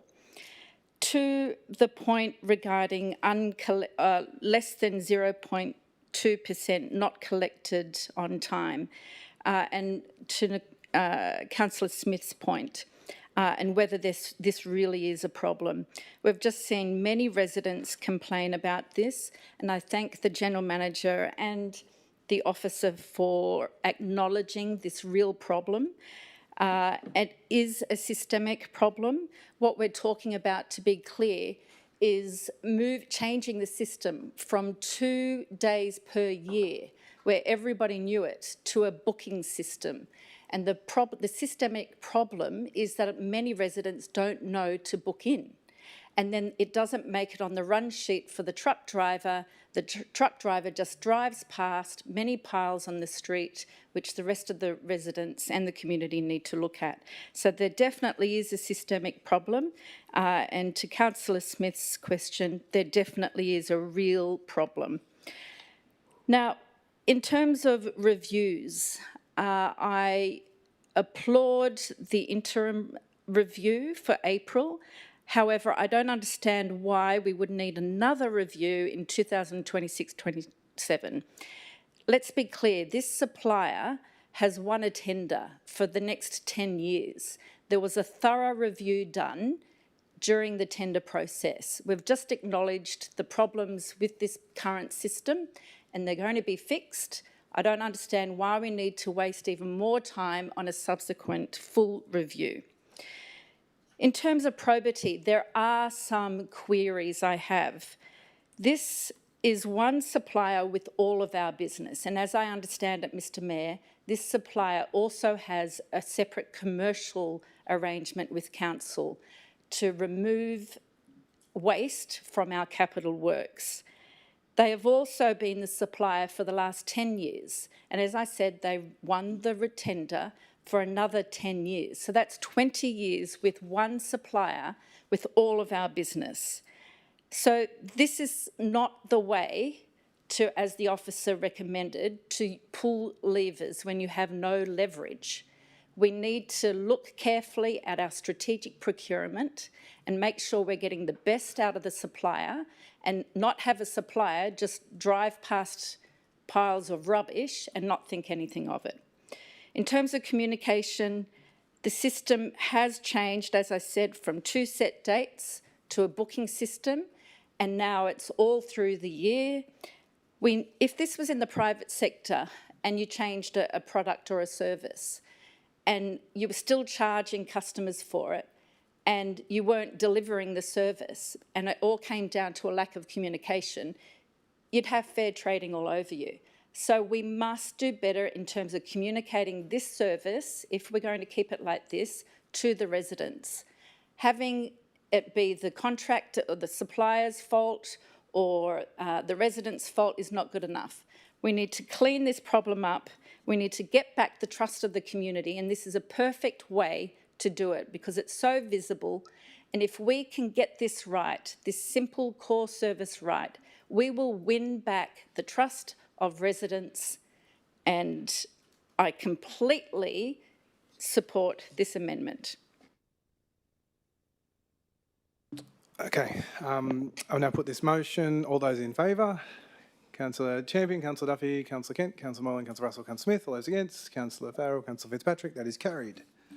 We now have item 9.2, resourcing strategy 2025-26. The proposed motion is on page 64 of the agenda. Councillor Russell, would you like to move your motion? Thank you. Yes. I'll get a seconder for this, please. Councillor Moylan. Councillor Russell, go ahead. To provide some background that has actually occurred since I put this notice of motion on the decks, I was actually having a chat with Graham. Sorry, Councillor, so you're speaking to this now? Okay, go. Sorry, go ahead. I was having a chat with Graham from AEC in a break, and I mentioned to him about the need to assess value for rates at the broad strategic end in model of service delivery. And he mentioned that the time to do that would be March, and I found out from the Director Corporate Strategy and Resourcing that at the moment that wasn't planned. So that discussion happened serendipitously after I'd already put this in, because when I noticed that our risk policy clearly says that we want to be assessing value for rates, and then again, with last year, the events of last year, the Director of Corporate Strategy and Resourcing pointed me to our resourcing strategy. I became aware that there was a spectrum of risks addressed in that strategy that weren't actually, but nowhere were financial risks addressed. So I thought, well, this is a governance matter. This is something that, because of, there's so much paperwork, so many policies, we just simply haven't ticked this box of making sure that one is aligned with another. And I apologise. I need to actually move an amendment on my. I should have moved it with a change, but I think it's too late for that. I'll say when I'm introducing this, I apologise to staff if I got anyone in any way stressed by putting in 25, 26. That was my error. So I can see why I got some of the responses that I did. So I would like to propose an amendment that I just change that to 2025 to 2035. Okay. I'll just check with governance. Can you amend your own motion once it's been seconded? Is this similar to what we did with the motion before? Yeah, I think we did. We can? Okay. So I accept my just changing that. I accept my own amendment. Okay. I'll just get that re-seconded, obviously, just for transparency. Councillor Mullin, you happy to second that date change? Yep. So from the staff response, I noted that there was concern about timeframes. Well, March seems, if this is when we're doing the work in March, then that seems like the obvious time to be doing this broad strategic assessment of business models. When the staff referenced granular in the answers to some of my questions, I mean, at the moment, I think, unfortunately, that's what we're doing is granular. It's really time-consuming to assess value for money at the pointy end when we're choosing between contractors rather than the broad strategic end, which is where we as councillors are here to help. We are here to help set the strategy and make sure that our strategies and policies are aligned. And it's in that helpful spirit that I propose this amendment to support our well-considered and informed decision-making of any long-term financial planning and our review into financial sustainability. Thank you. Would else like to speak to this? Councillor Mullin. Thank you, Mr Mayor, and I thank Councillor Russell for once again putting forward something that speaks to value for ratepayers' money. This is not only an obligation on us under the Local Government Act, but it is also simply the right thing to do. And in our financial climate, we must take every opportunity to consider how we can deliver best value for money to our ratepayers. Secondly, I see no downside in taking this step. It's, as I have said previously, resourcing strategy informs all the other strategies that we do. I strongly believe that it needs to be considered concurrently to all other components of a financial sustainability review. So once again, thank you, Councillor Russell, and I look forward to wide approval of this notice of motion. Thank you. Councillor Smith. Thank you. I'd like to speak against this. Terms like best value for money are subjective at best. I think the staff have already outlined that this work is being done. I don't really understand the point of it, and so I will not be voting for this. Thank you. Councillor Kent. Question to the General Manager through you, Mr Mayor. When I look at the staff response in the business paper, a few things jump out at me. One is we will be doing this piece of work through the AEC project, and two, it seemed the staff's response seems to say that if we want an assessment of anything to do with a policy we've already adopted as a council, that it's up to the councillors to be aware of the policy they've adopted and apply that lens when reviewing the AEC material. So I've got to get some comment on that, please. General Manager. Through you, Mr Mayor. So Yes, correct, Councillor Kent. In the officer's response or staff response, we reiterate we are undertaking the financial sustainability work as part of the adopted 25-26 operational plan, which Council adopts. And as part of that, looking at operational efficiencies, cost containment and new revenue opportunities. And again, that's part of the work we're doing as a result of the financial strategy that Council adopted in June last year. And in terms of best value and service delivery, as stated, we consider that where relevant and where the opportunities are. So we always look to continuously improve every day. That's all I can say, Councillor. Thank you. Councillor Kent? Just a point of clarification, or perhaps, General Manager, you chose deliberately to not mention it, but my question around the risk policy. So my understanding of our role as councillors is we review the policies, approve the policies, and then we adopt them and we have to live with them. So saying to the staff, can you do this review in accordance with a policy we've adopted? It's really our job as councillors to be aware of the policy and to do that review for ourselves. That's my observation. Any comment? General Manager. In terms of policy, irrespective of whatever that policy is, once the council makes a resolution and adopts a policy, staff implement it, you know. So whether it was the original recommendation or as a result of an amendment or a different resolution of council, we then carry out the decision of council as if it's our own. That's our job. Thank you. Would else like to speak to this? Councillor Champion. Thank you, Mr Mayor. Advice from staff, I'd like to speak against this motion. Advice from staff indicates that there is no identified failure in seeking value for money in service delivery, and that this is already standard practice embedded in our IP&R process. On that basis, I'm concerned that the motion risks duplicating work that is already underway, blurring governance roles and potentially diverting staff resources during a critical budget preparation period. If the intention is to inform the 2026-27 budget, we already have a structured process to do exactly that, including councillor input, public exhibition and community consultation. And it's important to remember that, as Councillor Smith mentioned, value for money is not solely defined by lowest cost. It includes service quality, long-term sustainability, equity and community priorities. And those matters are properly tested through our formal budget consultation process when it goes on exhibition and when our community gets to have a say. And for those reasons, I don't think this additional direction is necessary.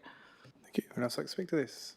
I'd like to propose an amendment to my motion that...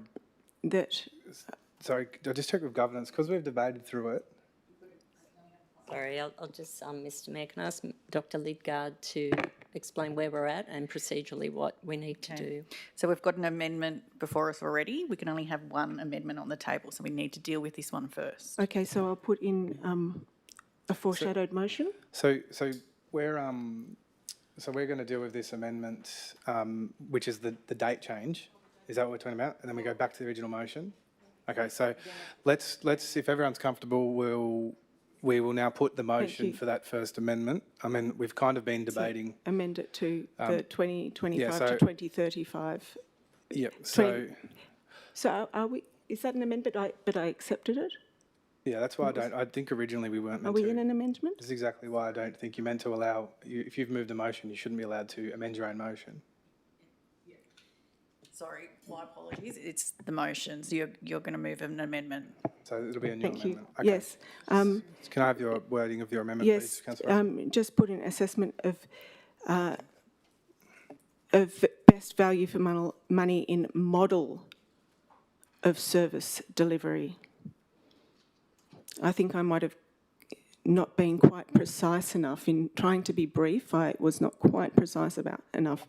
So includes the assessment of best value for money in model of service delivery in accordance with the risk policy. Okay, so we have an amendment.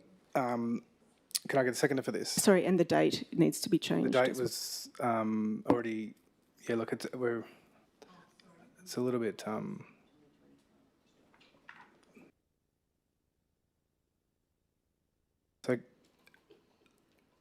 So just to clarify governance, with governance, please, General Manager, we allowed an amendment, we allowed a councillor to second their own amendment or approve their own amendment, and then that was not voted on, and now we're allowing another amendment to go on top of that without any seconder or vote. Just defer to Dr Lidgard there, thank you. Okay, so I'll just refer to clause 10.14 of the code, and it says an amendment may become a motion without debate or vote where it's accepted by the councillor who moved the original motion. So that's what we did in the first instance, and that's what we did earlier in the meeting. So would that mean you could just amend your motion on the fly for time and time again? Well, we wouldn't want to keep doing that. I thought that was. It's just where the mover of the motion accepts. Yeah, I thought that was pertaining to somebody else's motion. So I thought the understanding was that, yeah, if I was to move a motion and the council wanted to amend it and I accepted it, then that was okay. But I can't amend my own motion. It's unusual to amend your own motion, but I think the councillor has. Okay. So we've been debating in and out of this. I don't know where we're at with it. So we've basically, a lot of people have had a say on the original motion, but now that's changed. So what are we starting again with debates on everything? Do we want to have? Okay. We'll have move a procedural motion, we have a 5-minute break. Second, Councillor Kent. All those in favour? It's carried unanimously. Is that okay? Yep.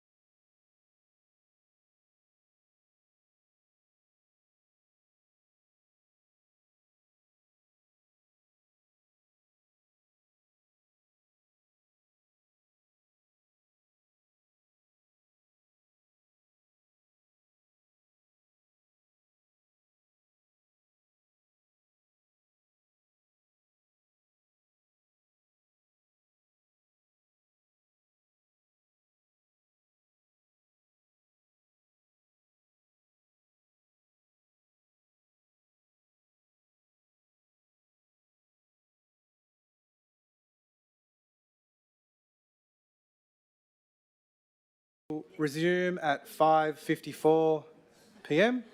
Where we left off was just getting some clarity around the governance. I'll hand over the General Manager to, if we can go from there. Thank you, Mr Mayor, and thank you, councillors, for your patience while we clarified that. And we're working in a new code, and as the manager said, it's an unusual circumstance. Dr. Lidgard, could you explain where we're at? Thank you. Okay, so we've got a motion on the table. There is a suggestion that there would like to be an amendment. What we need to do first is deal with this motion on the table. Depending on what happens with that, you might bring forward a new motion. So are you suggesting rather than propose an amendment to it, because I've changed it once, through you, Mr Mayor, to the manager, governance? So are we dealing with an amendment or are we dealing with the motion? What we've got on the table is a motion. What the code doesn't really allow for is for you to amend your own motion. That would be for someone else to do and you to accept. Thank you. So, Councillor, I will ask a question through you, Mr Mayor, to Councillor Moylan. Would you like to propose an amendment on my behalf to pop in model, best value for money and model of service delivery? Is that clear enough? And also the date as well, is that correct? And the date change as well. And the date change, thanks. Full, just so we're getting all the right boxes ticked here. Yep. Yep. Is that appropriate Yeah, for the Councillor Russell to ask Councillor Moylan to make? Look, probably not entirely appropriate to ask for amendment, but I see the, if Councillor Moylan, just to make it simpler, wants to move that amendment to do that, we can. This won't happen again from now on. We will just make sure this doesn't happen, but just for the sake of brevity, if you are willing to do that, are you happy to move the amendment? Yes, thank you, Mr Mayor, and thank you for your discretion here. Oh, good. So we'll get that new wording up for both. That's with the date change and the wording around model, I believe. Okay, and you're happy with that, Councillor Moylan, that wording? Just double check.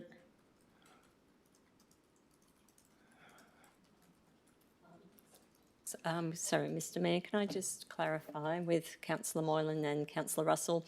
It says in accordance with the risk policy adopted by Council in June 2026. I think you may be referring to 2025. Thank you, General Manager. Check Councillor Moylan's happy with all that wording. If we could just beg 1 moment.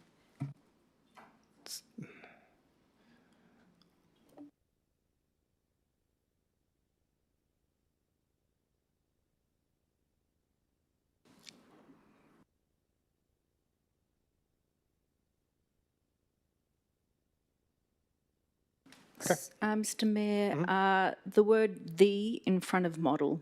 Okay. All right, happy with that wording? I'll get a seconder for that, please. Councillor Russell. Okay, now we'll be debating this amendment. Councillor Moylan.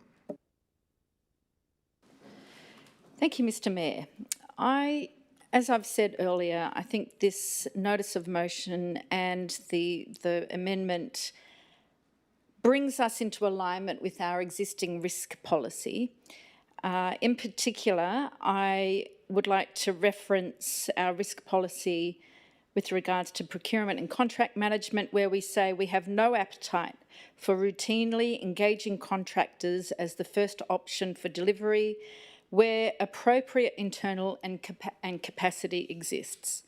And we also have in our priorities and risk management policy financial management and operational efficiency as a top priority. And I quote, a continued emphasis on robust financial management and improving and streamlining internal processes to ensure long-term sustainability and the delivery of best value services to meet community needs. And that is exactly what Councillor Russell's notice of motion seeks to do. Again, I reiterate, this is completely in line with our priorities according to our strategy, completely in line with the risk policy, in line with what residents expect, and there is no downside to doing this. Thank you. Would else like to speak to this? Councillor Champion. Through you, Mr Mayor, a question to the General Manager. GM, can you identify anything that's materially different about this motion compared to what's already happening and what's required under IPNR? General Manager. Through you, Mr Mayor, no. Okay. Would anyone else like to speak to this amendment? Councillor Russell. I have a question through you, Mr Mayor, to the General Manager. Before, just today in the emails, I got a notice that we're putting out for contracting out, plant hire and so forth. Did we do any business case on whether it would be better value for rates to actually bring that in-house as compared to outsourcing, hiring plant and fencing and so forth? How is this related to the Look, point of order? Sorry. we're getting. I'm going to uphold your point of order. We are asking questions that aren't relating back to this amendment. General Manager, would you like to? Point of clarification through you, misunderstanding. The Mayor, Mr Mayor, to you, you said that this doesn't have anything to do with it. Actually, when we're talking about models of service delivery, that's exactly what I'm talking about. I'm talking about, are we doing the business cases in council on whether something is going to be better value as contracting those services out or providing those services in-house. That is what I'm referring to in models of service delivery. And we can clear that up if required, but that's the point of the question. General Manager, do you have an answer to that question? Through you, Mr Mayor, Mr McAllister may wish to respond to that. We're talking plant purchase, hire, yep.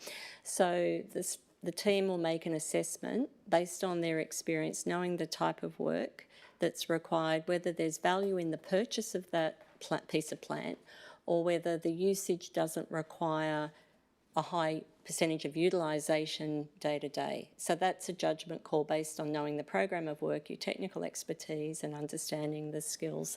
Mr McAllister, is there anything else you'd like to add?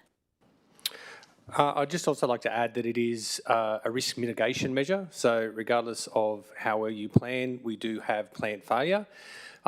This plant tender that is going out just enables us to contract in based upon our needs, whether that is a piece of equipment is down or we need additional equipment for our delivery of the works program.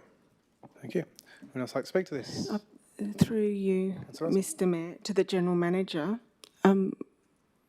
In the answers, there were no business cases that management were able to provide us to ensure me, at least, that we had oversight of the due diligence of assessing value for rates across models of service delivery. Have any business cases been conducted? Because you can get a general gist, but surely we want to be doing a more thorough examination. General Manager. Through you, Mr Mayor, every day in the operations of this organisation, which are complex, there are a range of decisions. Some big decisions around service delivery, around whether we build something or don't build something, will require a business case. In terms of some of the other operational decisions, that decision for that particular piece of plant will be made in the context of a broader service discussion. So no, councillor, we don't do individual business cases when we look at that level of tender, whether we hire something or purchase something. It's got to be fit for purpose. It's got to be fit for the outcome. Again, it's looking at the risk profile. It's saying, well, how high risk is it? What's the value of it? What's the impact of it? How normal is it in terms of operations? Is there an opportunity for something a bit different? They're judgment calls at a management or operational level we make, but we don't do business cases for this level. We would do business cases as we did with USH, and there'll be other higher level business cases, that will be done. Thank you. Councillor Russell. Through you, Mr Mayor, to the General Manager. Then with this review that we're doing with AEC, are we not looking structurally at making sure that we are assessing the best value for rates in all the different models of service delivery? Isn't now the time to be actually looking at those issues before we launch into long-term financial planning? I'm going to go to the General Manager, but just the line of questioning, we are talking about a revised resourcing strategy, and now I would say we're off topic. I'm going to pass this to the General Manager to answer, and then I'm going to get us back on the topic of providing councils with a revised resourcing strategy, which is the motion in front of us. General Manager. Sorry, Mr Mayor, if Councillor Russell could assist me in assisting her. Are you talking business cases? Are you talking service delivery models? Are you talking best value for service? Are you talking efficiency? If you could assist me, that would be helpful. Councillor Russell. Thank you so much for your question, General Manager. What I'm asking is, other than just directors think that it might be good to do it this way, how are we currently assessing best value for money at a strategic level? So not at a granular level of whether this contractor is better than that contractor. How, at a broad strategic level, acknowledging that we have started adopting multiple large panels of contractors for different areas, how are we assessing the approach, the strategic approach we are undertaking to providing council services across departments? If we're not doing it with business cases, how are we doing it? General Manager. Thank you for the assistance, Councillor Russell. So the question was, as I understand, how do we, at a broad strategic level, assess services? That was understood. How do we, at a broad strategic level, considering that right now, within next month and with this AEC review, we are starting to look at long-term financial planning and setting council up properly so that we're sustainable. How are we going to assess whether strategically we're on the right path in whether we're contracting services out or starting to rebuild our works department, for example, if we're not using business cases? How are we going to do it? General Manager. Thank you, Mr Mayor. So in terms of assessing at a strategic level what services we're in or out of, and then how they're delivered, is the work that the councillors are currently doing with AEC. You're aware that we've prepared a service catalogue that has been distributed to councillors, and that is what the community panel or citizens panel will be using in the next week, and the youth panel. The councillors have your strategy session in a week and a half, and as a council, you will be asked to look at those 27, 28 services and start to make that assessment. From that, then there are some decisions around how that's resourced. That then flows into the resourcing strategies, so the long-term financial plan, the asset management plan, and the workforce management plan. And there are decisions around, as the Director mentioned, there are decisions around what is your core in terms of, in this instance, this started with the conversation around plant. What is the core amount of plant you need?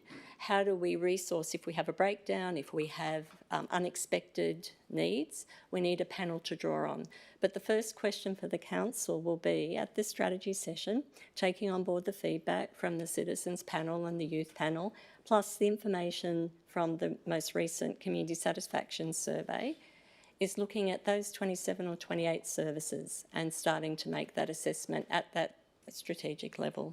Thank you. Thank you. Councillor Moylan. Thank you, Mr Mayor. I have a question through you, Mr Mayor, to Councillor Russell.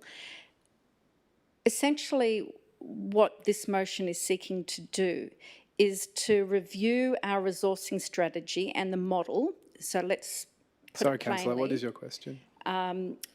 Seeking to do a review of the resourcing model concurrently to all the other components in our financial sustainability review, because the both are inform each other, rather than, as the General Manager has just explained, having one after the other.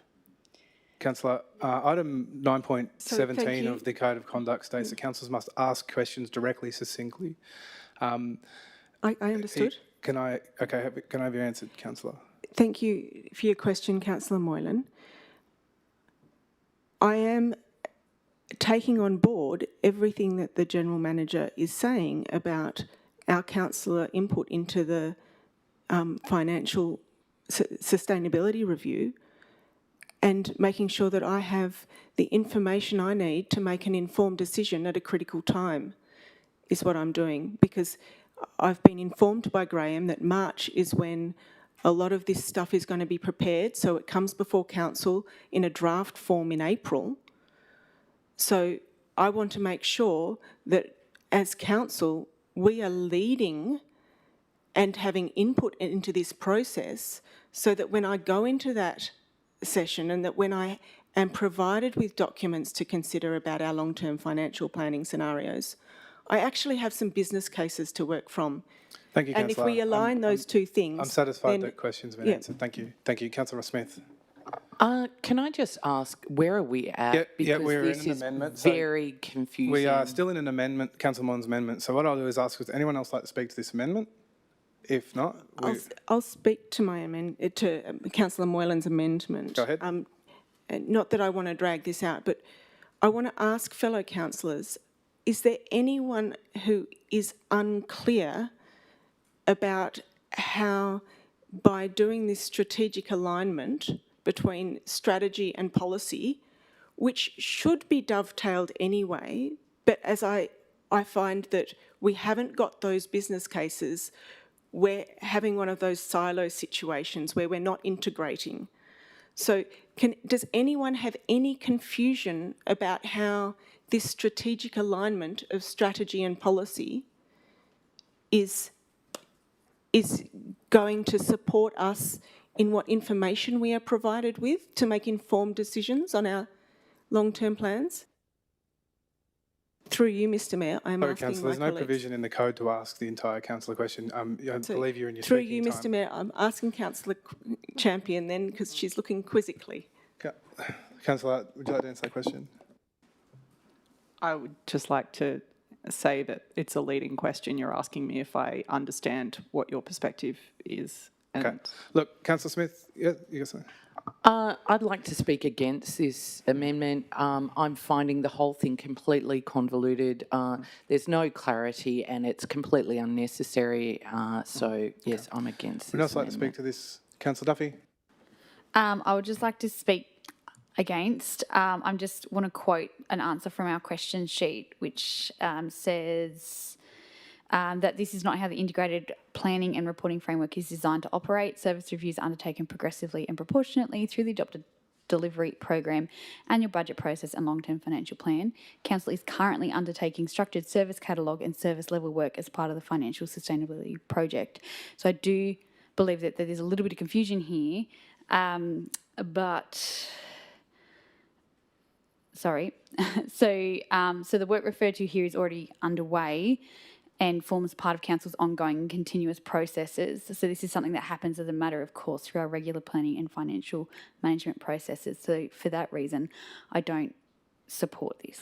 Thank you. Would you also like to speak to this? Okay, I'll now put this amendment, keeping in mind we're going back to the motion after this. So all those in favour of this amendment, Councillor Moylan, Councillor Russell, all those against, Councillor Champion, Councillor Dovey, Councillor Farrell, Councillor Kent, Councillor Smith, Councillor Fitzpatrick. Now we are back at the original motion.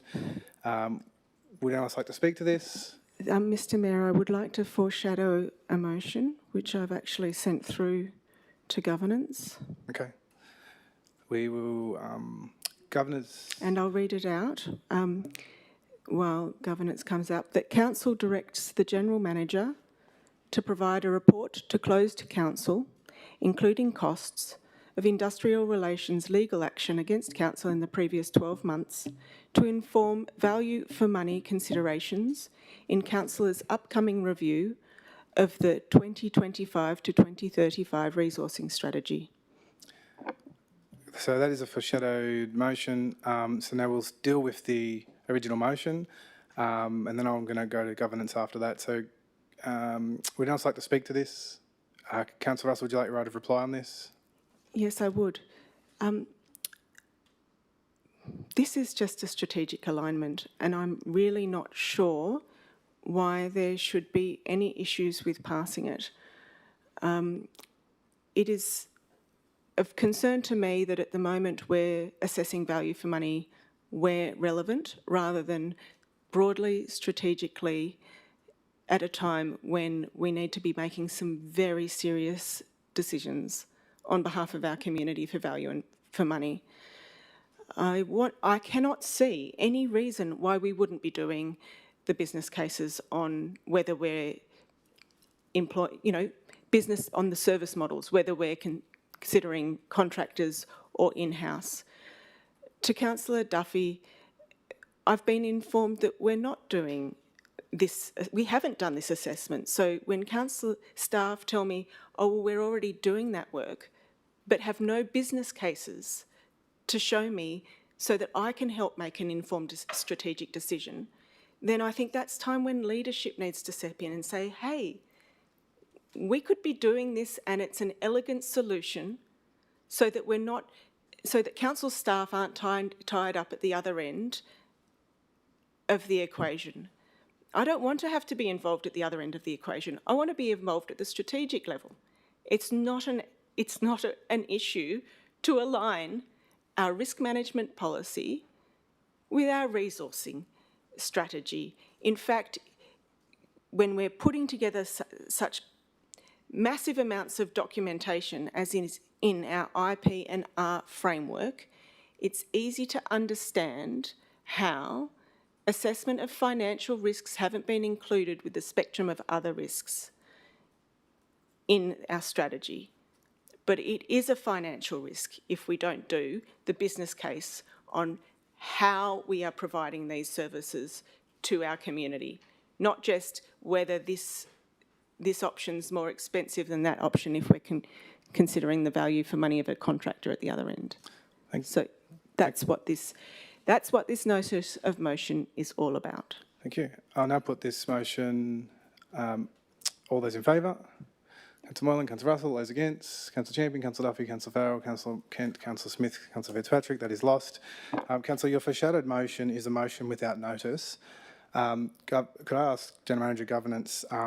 It's a foreshadowed motion, sorry, through you, Mr Mayor. Point of correction, it relates intrinsically to my previous motion. Councillor, item 9.17, councillors must, 6.9, when the chair speaks during a meeting of the council, the councillor is not to speak over the chair. Thank you. I was asking governance, in my view, this does not relate to the motion, and therefore I see it as a motion without notice. What is your opinion of that? Yeah, I agree, Mr Mayor. Okay, so now that the new code's in, there's actually new rules around this. What do we have to do in this circumstance? So because we actually use the old rules. Okay, because we're missing a councillor. Because we're missing a councillor. Okay. So a council would need to move a procedural motion to have the